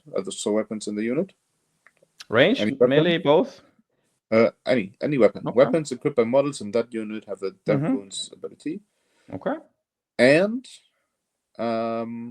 the other ability, while this unit is leading a unit and contains Agath Dolan, so the other model, each time that unit destroys an enemy unit, you gain 1 miracle dice. When that Agath Dolan model is destroyed, you gain D3 miracle dice. Quick question, can they lead Retributors? Yes. So you got the Melters with death wounds rerolling wound rolls? Yes. That's nice. And if you Probably kill, not you good, get a but miracle nice. die. And then if they die, you get D3 extra miracle dice. Yes. So you get 1 plus D3, 2 plus D3. I don't know. How does it work with leader sisters? Do you get separate miracle dice? Yes. Yeah. So you get 2 plus D3 miracle dice from that? Yes. Secret tech, guys. You heard it here first. I don't know. I mean, that combo is now 25 points cheaper. So for 175 points, you get that. That's not bad, especially for the detachment that lets you do 2 acts of faith. Like, you can very reliably, if you have the 6s, you can really just say you die. That's really fine. Yeah. Yes. Good. Cool. Yeah, it's just aggressively okay. What's also really good is actually the Magifier. So this is the character that gave the units that it could lead a 2-up armor save and 4-up invuln. You can go to like Battle Sisters. Also, I think Retributors can also go to Sacrosancts. Yes. So that's nice. 10 points less. Sacrosancts was not that good because they already got an invuln. Exactly. But and you put the Hospitaller in the Sacrosancts anyway, yes, no? Yes. That's more important. You can. I think you can put a Magifier and the Throne Girl. I don't know. Yeah. Eurita. I think you can put them both into one unit. You can put Unith, Eurita, and her into Battle Sisters. Yeah. So you got 10 Battle Sisters with -1 to hit, 2-up save, 4-up invuln. That's beefy. Yeah. That's pretty cool. Yeah, that's nice. Right? I mean, nice changes. And so small buffs on the points, small buffs on the data slate. That's nice to get. Yes. We'll see how impactful it really is. Yes. Not Custodes great changes yet. I still don't think sisters need great changes. Yeah, true. You're right. On Custodes, we had no. You have to scroll down a little bit more. There's a little bit more. There's the Vigilators also got a change, and which is the most important one actually. So just briefly, the stuff in the top: Custodian Guard -10 and -15. Nice. Still, the unit is not that great for the points, I think, but -10 helps a lot. Shield Captain -10, but nobody ever played a Shield Captain. Prosecutors going down for 9 and 10 does not change anything because that unit you only take in 4-man anyway because it's just move blocks or screening. Big change, Land Raider -20. It's Land Raider time. By the way, I think every Land Raider except for Death Guard went down 20 points. So just FYI, being treated unfairly again. Horrible. But I think the one change here that really changes something is the big units of Vigilators going down, because in Lions of the Emperor specifically, where the Vigilators always also get the +1 to hit and wound, if you have a 10-man unit of Vigilators with Sister Superior, no, what's the name? I forget. I know, Knight Centura. Yes, Knight Centura gives them +2 move, +2 charge, which is bonkers rule, just having that. They get out of a Rhino. They are quite quick, and they do a ton of damage, right? The 10 models is 20 attacks that hit on 2s.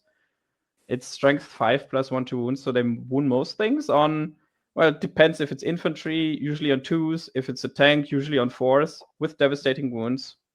is quite a good profile for 110 points, right? Yes. So I think that is actually the most important change here. And we spoke about Malta already. Malta really likes this build, having lots of Sisters of Silence in Lions of the Emperor. I think Custodes is still middle of the pack army. This doesn't change a lot, but it's a nice change. Yep. Okay, coming over to AntMech, we've already discussed very detailedly the changes we've had in the data slate, and this is basically just the little compensation point nerfs. So Carl goes up, I mean, significantly, like almost. Yeah. That's like almost a 30% price hike on him. That's good, but well deserved. I think all of us agree we're happy to pay that price for him. Yes. And the chickens also go up by 5 per model. With again, they added twin linked. Yeah. Yes. Sure. I'll pay 5 points for wound rolls. That's okay. Yeah. So I think that's very, very worth it. Like even if you take Call plus, let's say, 6 chickens, you still only pay 70 points more. So you kick out one of your units and you're happy, right? And remarkably, infiltrators have been on the same point cost. Onaga Doom Crawlers have been on the same points cost. Rust Stalkers, same points. So yep. That's a flat. These are crazy good units, yes. These are so good. Yep. Right, AntMech Strong. AntMech Strong. Titans, yeah, we can... Damn it, man. They didn't buff my Water Titan. They could have made the Reaver Titan 2,000 points. Come on, Games Workshop. Come on. Do it. Do it, you cowards. Let someone play the Reaver Titan. Why not? Yeah, this is the most confusing part to me. Why is there no... I mean, okay, there's one point hike for Swooping Hawks. The 10-man unit went up 20 points. Still too cheap in my opinion, but okay, good change. And then that's it. Yeah. I mean, I guess the 5-point Corsairs went up 5, which means most of the good lists had several of these, so that's a little bit more of a hike, but Fire Dranks didn't go up. Wave Serpent didn't get touched. The characters didn't get touched, like Ortag, Fugan, Lycus. I'm confused. Yeah, I mean, if we look at the list that like Leif Westermann is running, or also Matthias Bellmann is running, so 30 Swooping Hawks and like 2 times Corsairs. Okay, yeah, 70 points. They went up 70 points. Yeah, they cut one Corsair and that's fine. Yeah, that's it. It's like, okay, I mean, yeah, sure, every nerf helps, but that's not it. That's not it.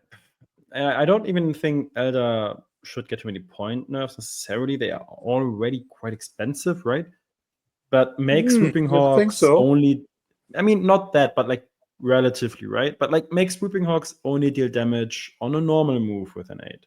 For example, yeah. Or make Warp Spiders take damage on a 1-2-3 when they flicker jump. I don't know, like for example, right? Give, like, make these rules like a little bit more in line with the rest of the game, maybe. Yes. And that way, I think, because as an Elder player, like at some point you have to wonder, can I really pay more than like 95 for my 5 1-wound guys?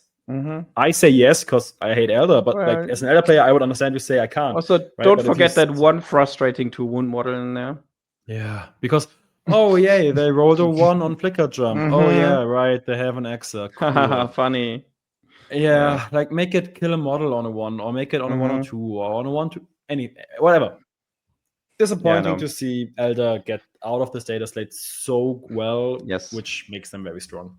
And I think, again, this is a problem of Elder being so good at the top and not so good in the middle or the bottom. Yes. Right? Yeah. Right. Astra, where we have a lot of changes, but we can see a lot of them, like just to see all the screen here. Basically, every Baneblade variant dropped 30 points. So we see 1, 2, 3, 4, 5, 6, 7 versions dropped. 8 Baneblade data sheets, which why the hell are there 8 Baneblade variants? Look, I played in Leoben at the Beard Brainstill event with Lewis, and Lewis played a Baneblade, and those were the best games. Those were the most fun games I played. So I want to see more Baneblades in my games. So I love this change. Yes. For more relevant changes, Gaunt's Ghost went down. That's already almost the best unit in the Codex, right? So that's nice. Creek Engineers went down. Good change, I think. I mean, they are quite good. On the flip side, Lord Solar went down. I think that was needed. Almost nobody took him anymore. I agree. On the flip side, Rogal Dawn, both versions went up 10, which is a blow to most lists. Most lists had 2 of those. It's not a huge change, but it's 20 points you need to find somewhere now. Well, you have the 10 points from Gaunt's Ghost. Yeah, fair. So yeah, it's like not much changes. I'm a little bit disappointed. I think there's just one style of Astra Militarum that's really played right now. And I guess there's 2. One of the mass infantry, and one is the combined, like some Rogals and some Kazarkin, etc. But nobody really plays, for example, Armored Sentinels, right? I haven't seen those in ages, for example. So they could have nerfed, they could have gave points drops on that. They could have also gave some points drops on maybe the Lehman Russes that aren't played so much. Lehman Russ Commander, why is the Lehman Russ Commander 235, for example? What's up with that?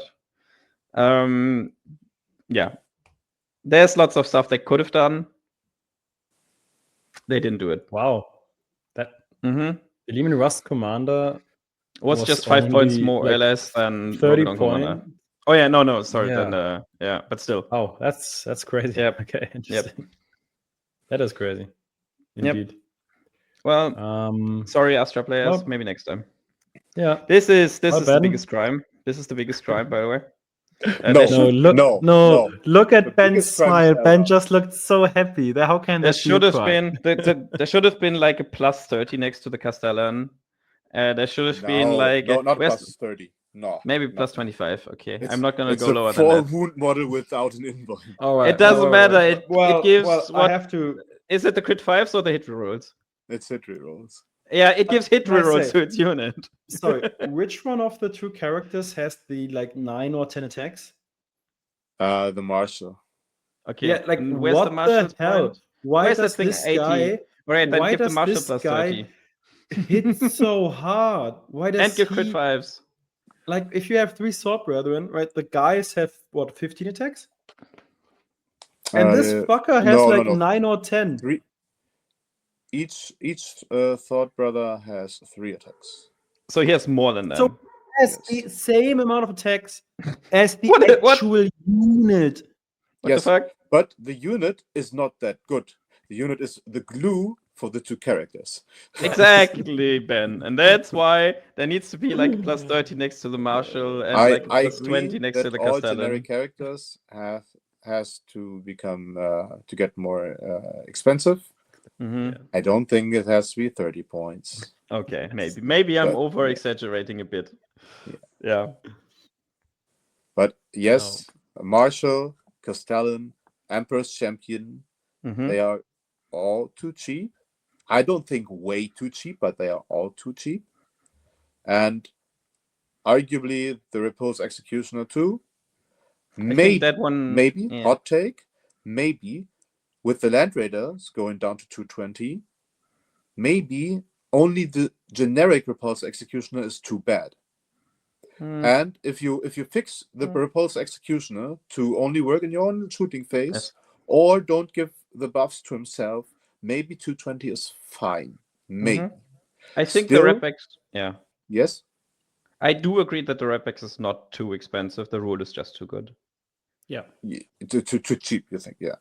It's not too cheap. The rule is just too good. Yes. I still think Black Templars have 1 unit too many in the armies. So I think if you build a Black Templars army right now, a balanced Black Templars army, and you cut like 75 to 90 points, that will be totally fine at first. So I don't, and most lists play, at average 2 Castellan, 2 Marshal, 1 Emperor Champion. So if you hike these up to sum up 90 points, I think it will be a first step to see where it's going. Yes, Fair. that would be a light nerf. It could be an attempt to do it in steps. Yeah. Personally, I think it's not enough, but that's a debate for another Sure. time. I think if Very you fair. nerf it too hard, you find other ways, like 20 Crusader blobs will come back with Wrathful Procession, the Guard Weapons Attachment, where they get 5-up invuln against shooting attacks. That's pretty good. And then you can go for the Templar Vow with Sticky Marker. By the way, one thing I think that should really change in Templars is the +1 to wound thing should not against equal toughness. Oh yeah, for sure, 100%. That has. I think but you 100%. accept any bullshit. challenge, no matter the odds. Yeah, no. but the thing is, your odds are pretty good. Yeah, So, your odds are like better than 50% if you hit something that's your toughness. All right. Right, for those, we're gonna move on. Bloody, so we had this Vanguard buff, Yeah. so they got more 5 points per expensive. model up. Actually, I the feel 6-man unit, not only 3 points per model ish up. Yeah, exactly. I think the 6-man's that's like fine, but I mean, Yep. 5 points per model on the Vanguard. I mean, that hurts. I think It hurts. It's nice though, As because I think, honestly, as a Blood Angels player, I preferred the old version. same. I would definitely Actually. prefer the old version. Yeah. Yeah. I think for the 6-man is nice, but the 6-man oftentimes is led by Dante, which means the +1 to hit doesn't matter, right? He already gave that, no? Dante Did gives he give +1 to that? hit, yeah. But Right. there's always the squads with the captains that hit on trees Yeah. then. Yeah. Maybe Dante's rule should have changed, having this in mind, but yeah. Yeah. It still helps against Yeah. -1 to hit. Yeah, I agree. Demons. So we've had 2 buffs. Keeper of Secrets went down 20 points. Very much needed. The worst greater demon, except for Bloodthirsters outside of Shadow Legion, I would say. And Fiends down 5 points per model, down to 95. That's nice. Very much appreciate 110 was definitely too expensive for them. Mm-hmm. This is nice. It definitely makes Slanesh more playable again, which is cool. I don't think it's like enough, but this is great. Enough said. Yeah. That's it for demons. This makes me a little bit sad, I guess, but also kind of But expected. they already did points changes for Chaos Knights 2 weeks before this, so sure, maybe they're not in the best spot, but I would have been surprised if there were more changes. Yeah, I agree. I still think the Atropos is too good. Yeah, I don't even play it anymore. Yeah, but the data sheet is just silly, and I think The spoiler is the actual problem, I think. Regarding output, yes, but you can kill the spoiler if you want to. You can't always kill the Atropos if you want to. What? Yes, I guess I'm thinking specifically from the lands of Infernal, from the classes of Infernal Lands, where in which case you have to 5-up invul anyway if you need it. So then it's not a huge change. So then the change is the Atropos has 2 movement more and 2 wounds more, which helps, and anti-tank guns. But honestly, the spoiler with lethal hits kills any tank anyway. So yeah, I think if I was to do more touches on Chaos Knights, I would up the spoiler by another 10 points, and then see where we go from there. Yeah, that would have been maybe a good change. Speaking of good changes, CSM, we had no changes in the data slate, but our land raiders also got cheaper, and very nice changes. So Abaddon minus 10 points, really needed. He is extremely expensive. I mean, he's great, but he needs those point drops. Makes people who like to play him much happier. And Venom Quarters at 110. I am a strong believer that at some point Venom Quarters will be good. They are like basically a Death Guard drone, I feel like. And this might be the point drop where they are. I think Venom Quarters are great, actually, but Which I have Especially- one problem with the Venom Brawler. In the index, it got the buffs with +1 attack for each kill. Now you have to kill in melee, but it's not Yes. a melee unit. So it's like, Yeah. you have to do something you don't want to do to get a buff. So essentially, he has no datasheet rule. If they change the datasheet rule back to kill something in shooting, which is hard enough, I think, with autocans with AP1, no ignore cover at the baseline. Yeah, then maybe. But with no Well- datasheet rule, it's hard. He has a datasheet rule. Datasheet rule is if you're next to Vashtor, your gun is actually good. Yeah, that is the data sheet Yeah, rule. You got it. And if you play the Soulforge war pack, what is like, you get a +1 to wound also. Yeah, nice. Yes. And you get Still- bonus AP. Yeah, And you get hit Still- rolls. I mean, you'd probably take 5 damage from your own rule at that point, but you do get that. Yeah. That's Just fun. and this would have this all would be really, really nice if you get extra attacks when you kill something in shooting. Sure. Because then you Yeah. can kill something in shooting, and then you can block Yeah. your datasheet. I think for now, if you want to play Vashtor, you also take at least one Venom Crawler, right? Yeah, Yeah, I maybe. agree. Yeah. it's not trash. It's just not. yeah. And Yeah. a sad but necessary change. Yeah. ACDCs are really strong, but only with Dark Commune. Every other leader option is pure trolling. Yes. Making him 10 more expensive is deserved. Mm-hmm. Everyone who Maybe plays not a even curse enough. will- Yeah, it's true. But I mean, the unit costs like 285 now without any Mhm. enhancements, that's a lot of points. But It everyone is. who plays ACDCs will continue to play ACDC and just Yeah. cut some points. Yes. Maybe you can cut the Nurglings so I can take them. All right. Continuing. Dark Angels, the Ravenwing Dark Shroud down to 100 points. Great. Cool. It's nice. I saw some people already try this before because it gives an aura of stealth, right? Yep, And if I've you seen them. play like in the Wrath of the Rock thing, all of your units have -1 to wound against higher strength. Now they're also -1 to hit. That's a good stat check to have. And then -15 you don't is a lot. auto lose against the Silent King anymore, so that's great.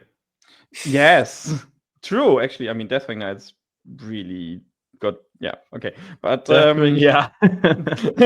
damage 4 Doomsday Arcs. But yeah, Yeah. the Dark Shrouds -15 is a lot of points, so maybe you can fit it Yeah. in now. I agree. It's nice. Death Guard. Cool. Yep. I mean, I feel like we've talked about that a bit in the dataset section Mhm. already. We would have liked to see more touch to Death Guard. Yes. Okay, well. Yes. Anyway, the other Yeah, death. It's sad. Deathwatch. The Now cool this. death guys. Watch it, yeah. This is This amazing. is something. Holy shit, yeah. I've played Deathwatch before. Indomitor kill teams are crazy. Talent strike kill teams are also great. The Watchmaster is an auto take. Personally, I'm not sold on the Fortis team and the Spectres team, and I only played 5-man units of veterans, so that doesn't change anything for me. But my list alone from this would have gone down 45 points, which doesn't seem like a lot at the start, but maybe if you take 2 Indomitor squads or something else like that, you get a lot of points. And I already had the problem with Deathwatch that the list I originally played, they made the Terminators more expensive, and then it just wouldn't fit anymore, right? It's always in Warhammer these breakpoints where the units you want to play just doesn't fit anymore because you're like 5 above 2000 and there's nothing you can drop. Now it fits again. So I'm quite excited about this. Yeah. This is a lot of points. Mm-hmm. And it sounds some really powerful units. So excited to see some Deathwatch lists cooked up by people. Yes. I'm sure they'll be strong. Drukhari, I just saw there was a change actually before the Codex. It's nice. Kronos buff to the 2 models. Cool. Great. Happy for Drukhari. Yes, I don't know if anyone ever played 2-man units of Kronos because they don't do anything but provide the you can see if you get a paint token back thing. But sure, good for you. Yeah.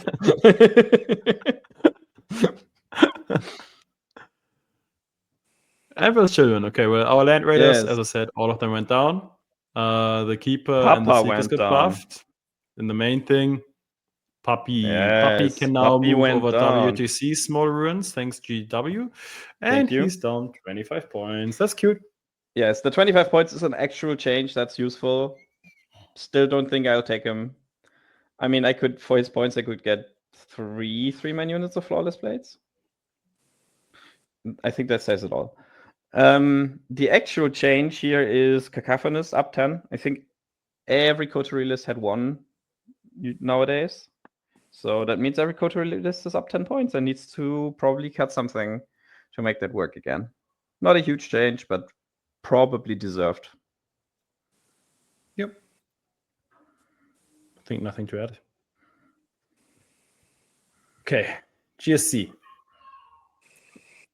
We've had some pretty big nerfs to Ascension, but we have a buff. The Abominant is now 10 points cheaper again, which I personally hate to see. I think the Abominant is way too strong. And I think if they want to buff like Aberrants or stuff, don't buff the Abominant. Buff something else. The Abominant is pretty crazy with his getting back up and his last cannon attacks and all that. I don't know. What do you think about it? Like,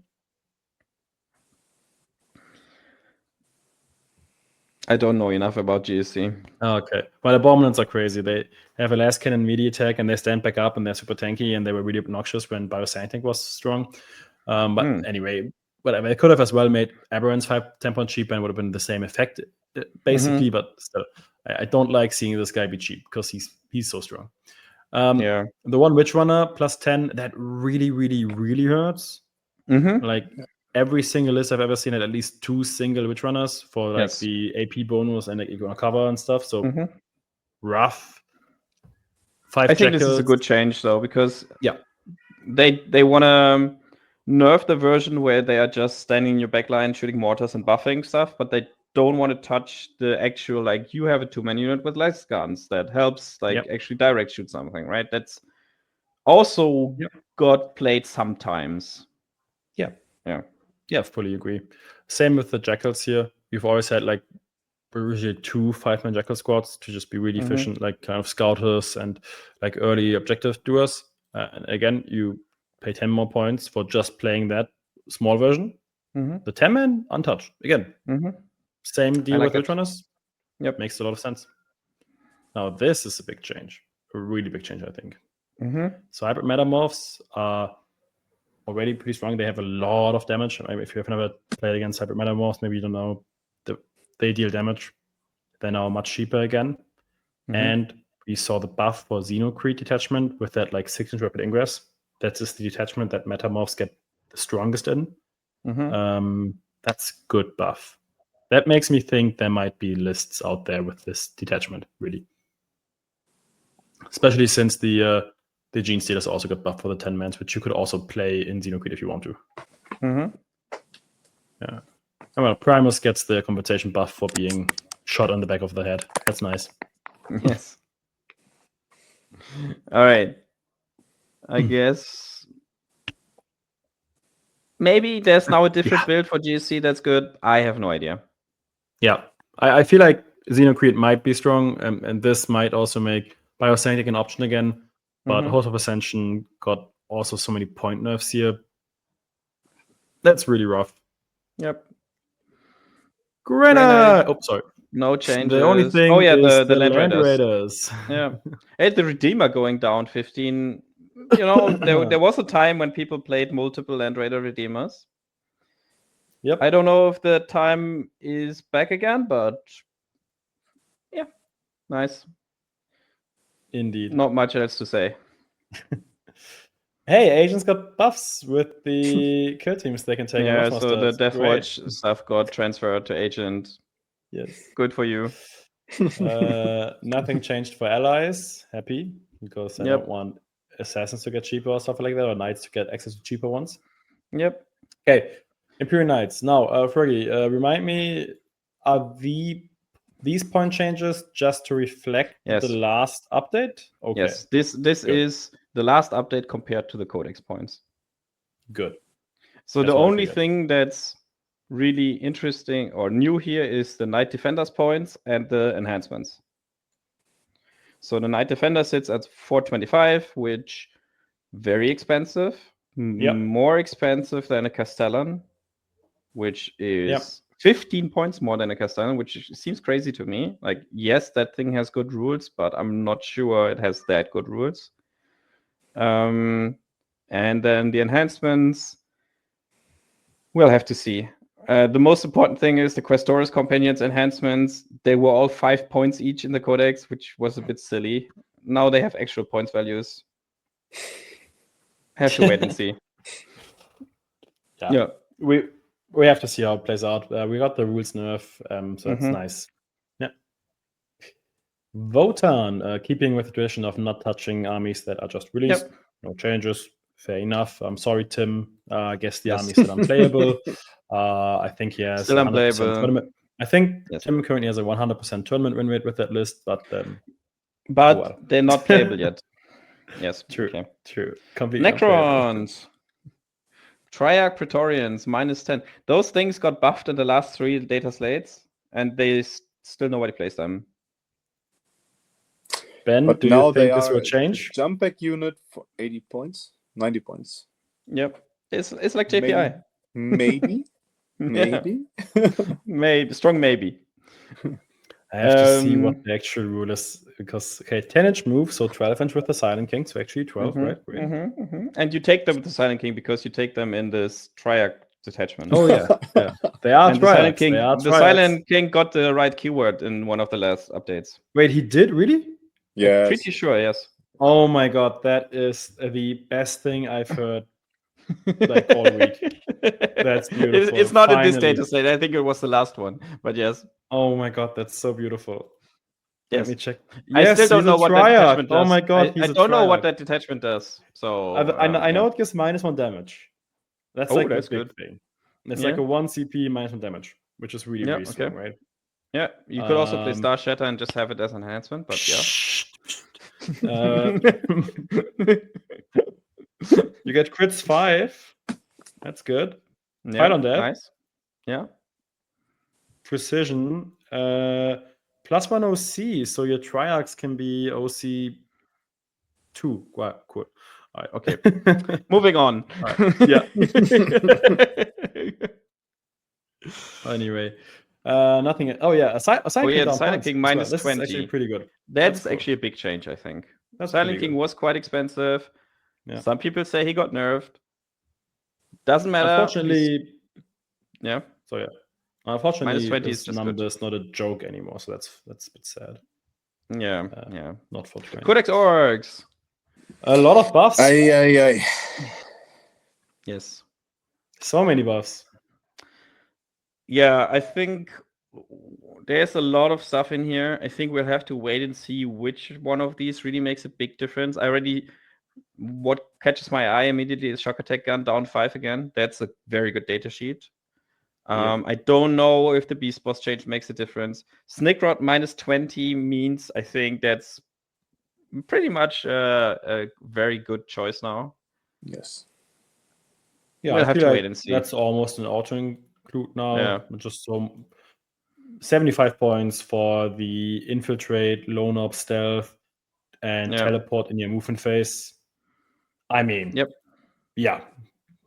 Give me one of those for sure. Yep. Looters cheaper again. I mean, with the nerf to... I mean, they were basically only played in Mordaka.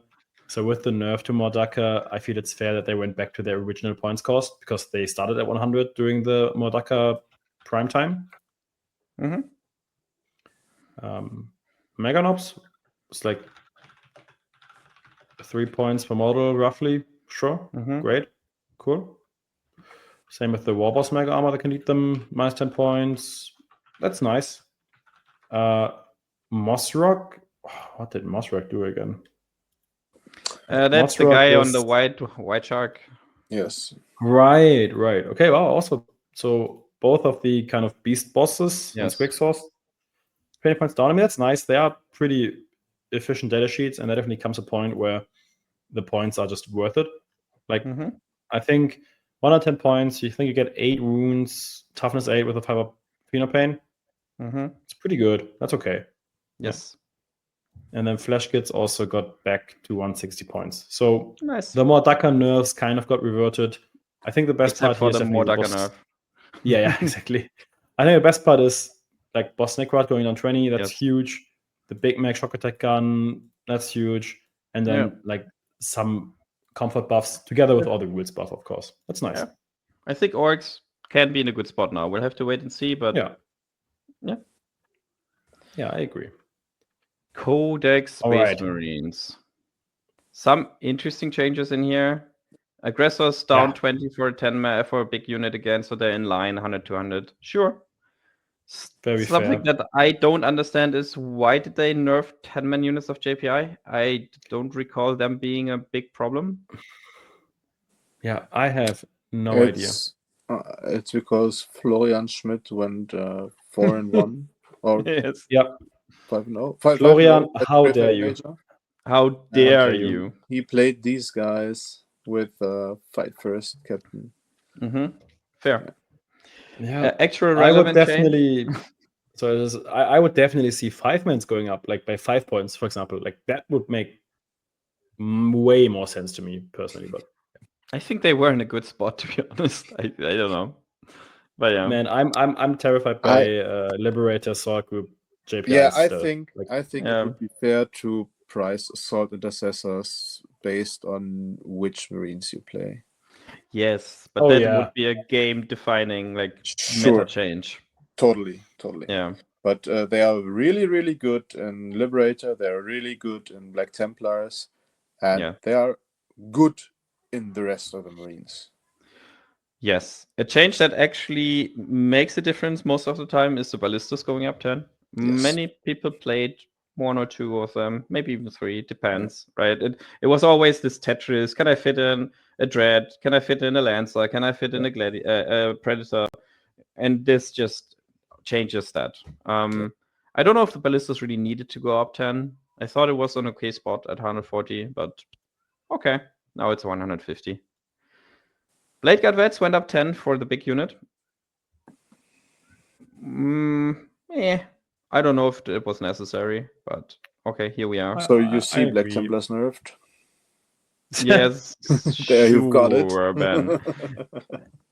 What I find cool is the Valiant going down 10, right? The Valiant is the Gladiator variant with the short range-ish tank with the twin Last Talon and the Melters. That's now 10 points cheaper than both the Lancer and the Reaper, and I think actually an interesting option. Especially, you mentioned earlier that you oftentimes have these maybe 150 to 200-ish points where you're kind of looking for, okay, what tank can I fit in? Yes. So he's now the same point as the Ballistas, right? And 10 points cheaper than these guys. So now you can sometimes think, okay, well, I want one more shooting piece. The Valiant, I can use these 10 points. So I'll take the Valiant, which is really cool. And especially in Ultramarines with +1 to wound. Gets quite good. Like the Melters wounding tanks on 4s, the Last Talon wounding tanks on 3s or 4s, depending on what they're shooting at. Can do quite a lot of damage, that thing. Yeah. Then we have Land Raiders going down. Both same difference. Yeah. I think that's the Redemptor goes down 15, which is nice. That is a nice change. Redemptors are so cool models, and they're never seen on the table, and I want that change, please. Yes, especially because the Redemptor Dreadnought will be the only model that I paint in the past 2 years. So I'd love it this table. Oh, why do you paint it? No reason? Okay. Yeah, no reason. A change that a change that I don't really understand is Gilliman up 20 more. I thought he was on an okay spot after the change to the CP generation thingy. I'm wondering if Ultramarine Gunline is still oppressive on GW maps, maybe? It's certainly not on WTC maps. But I haven't seen it win a lot in the Yeah. past, so I don't know. This is a Yeah, bit same. weird to me. Yeah, in Space Marine changes, I think are very like there's some good changes, but also a lot of very confusing Yeah. changes, like the 10 Yeah. men here and then. Well, interesting. Yes. Space Wolves got some nerfs, and I think they deserve it. Yes, those are good changes. Yeah, basically, all of this is played in like every list I've seen. Yes. Like the 20-man Blood Claws with Ragnar is a staple that goes up 25. Rockfist is oftentimes included. Several Thunder Wolves in any combination often used. So losing, I mean, depending on what list, probably like between 40 to 60 points. I think that's perfect. Like, Yep. that's great. Just happy to see that. Yes. Do you think they needed more, or are you happy with that? Maybe the Terminators could have been touched a little bit. Most like top lists also had a 10-man unit of Terminators in there. Yep. But I think this is a good start. Yeah, I agree. How about you, Ben? In terms of like the Space Marine ranking, this feels good, or? I think it's okay. Yep. Yeah, the shooting of the Space Wolf has been nerfed before. So, and if you think about Blood Claws, you only ran them with Ragnar, I guess. So it's 25 points up. I think it's quite a lot. Yep. Maybe you have to cut 1 unit of scouts or something like that now. But yeah. I think that's fair. Yeah, I agree. These are the points hikes that I think would be fitting for Black Templars too. So this point range. Yeah, fair enough. Well, we'll see how the balance of which Space Marine lists are the best falls out. Yeah. Now, T'au.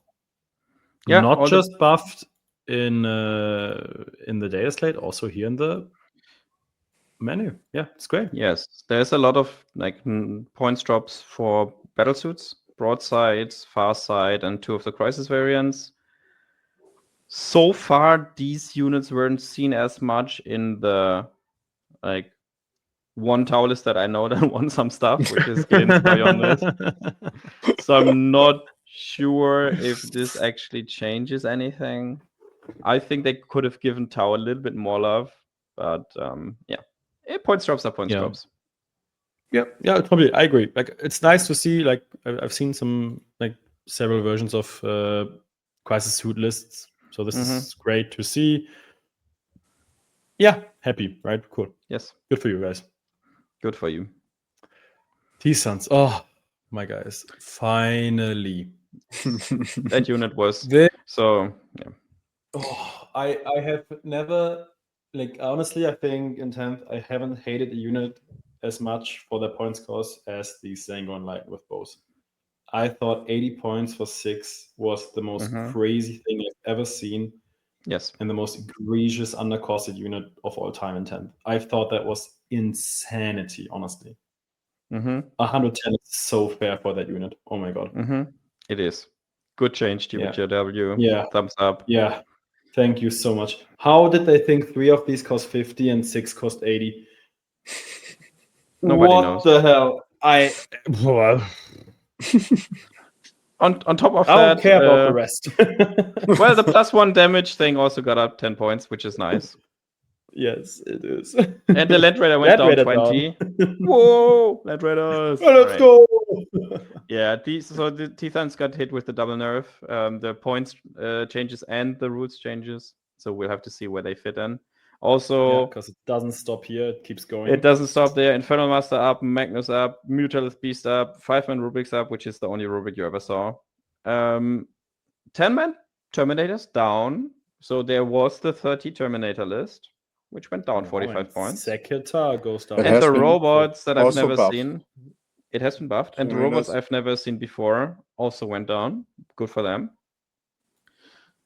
And I don't know what the standard sorcerer even does. He's okay. Is that the sustained 3-gun? Yeah, like he has Okay. he has really good damage output actually. Yeah. Yeah. I think it's, Okay. Good for them. Well, yeah. bad for them. So I think T-Sons got maybe touched a little bit too much. Would you say that T-Sons got nerfed the hardest? What about the Terminator list? Probably. Have they been hit hard?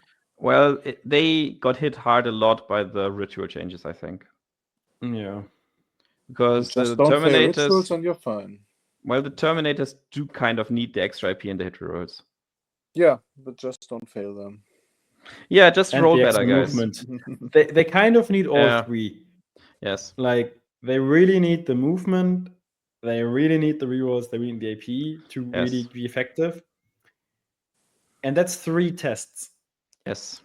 Still, they got cheaper and they've Yeah, got the buff better. from the sorcerer to directly get the +1 to hit. Yes. We'll see. I think that list definitely got nerfed less than everything else. Yes, yes. Yeah, but I think the average T-Sons list got dumpstered, right? Like Yes.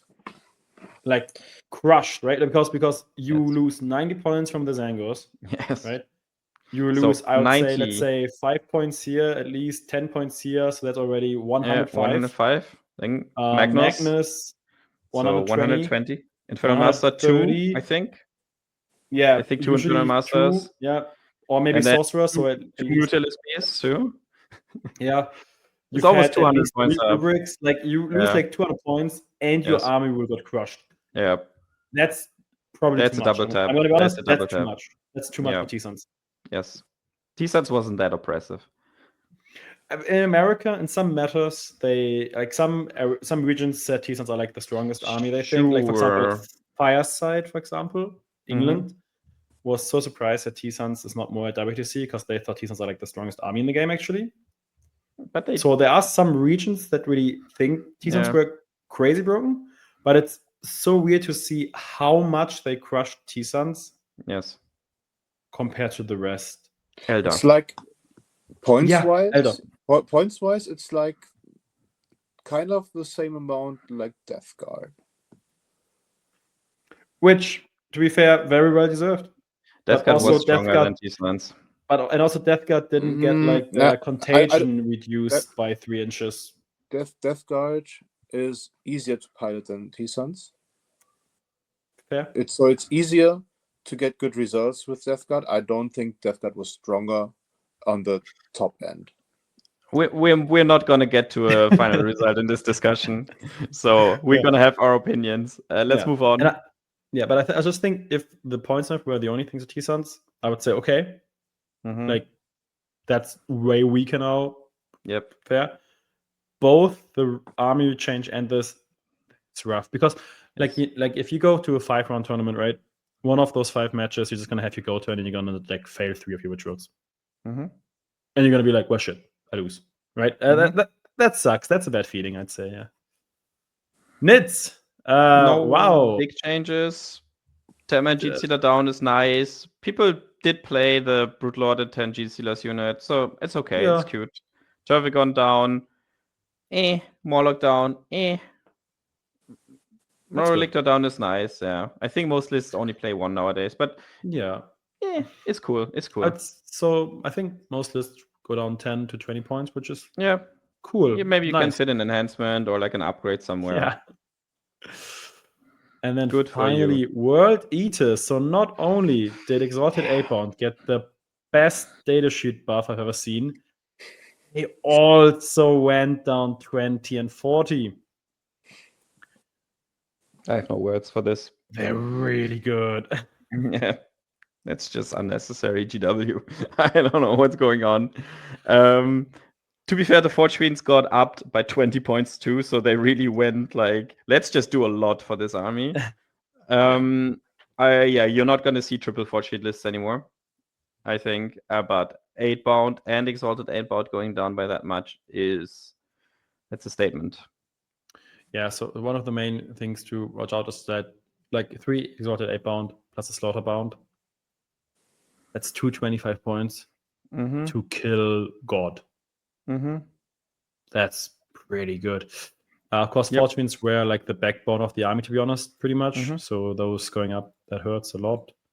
Spawn Yes. going up 10 points. Every single list will feel that because, my God, these Spawn were strong. Yes. Khan was like in every list. So, yep, that's also fair, Mhm. I feel like. But Mhm. it's basically, I feel like oftentimes lists like this is pretty much compensated by the fact that like your other stuff kind of goes down a bit. So in the end, I think these point changes. I think Exalted Apeon didn't need this point drop with the data sheet they got. Yep. They would have been fine at 160, Mhm. personally. But it's great for them. World Eaters are going to be a real force to be reckoned with now, that's for sure. Yes. Whew. Okay, I think we went through Nice. everything, right?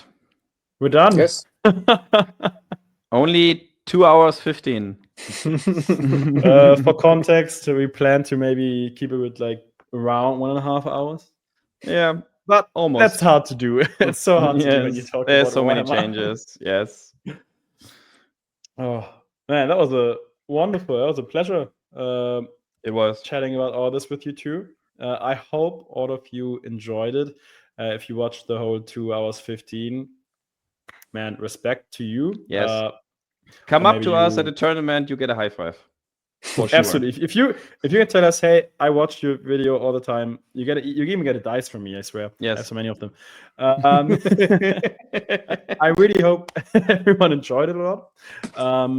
We'll also be dropping a separate video where we make a tier list assessment of the new meta, where we kind of combine all of these changes to see how we think the new world will look like now, with our challenges and all that. Also, make sure to check out our maybe deep dive videos into some factions. Like we have it for Imperial Knights, the Codex. We have it for the Legion of Votann Codex. And we're working on continuing to do that stuff. It's getting some really great reception from all of you. So, yeah, that's all I have to say. Froggy, Ben, do you want to add anything? No, Nope. nothing from me. Maybe for our German viewers that know the channel a little time right now, just comment how it was for you to listen to us speaking English. Was it fine? I think Niklas, you and I will do the Zugzwang reports still in German. We just want to address the rule discussion to a broader spectrum of viewers. Yes. So yeah, but just let us know if it's fine or if you are annoyed by this. Yes, and Absolutely. hit the likes, guys. Come on. Sure. Yeah. Like, subscribe, bell, share it with your grandma and Yes. everyone. Check us out on Instagram. You find this probably also on Spotify and everything. So yeah, Yes. make sure to and follow tell us in the everything comments how wrong our opinions are. It's very Oh important. yeah, of course. Yes. Or do it in the tier list, which is much more fun to flame us Yes. for, because you can just screenshot it and say these idiots don't know anything they're talking about. Exactly. All right. So thank you, everyone. Hope you really enjoyed it, and see you in the next video. Bye bye. Das war's mit dieser Folge von Zugzwang.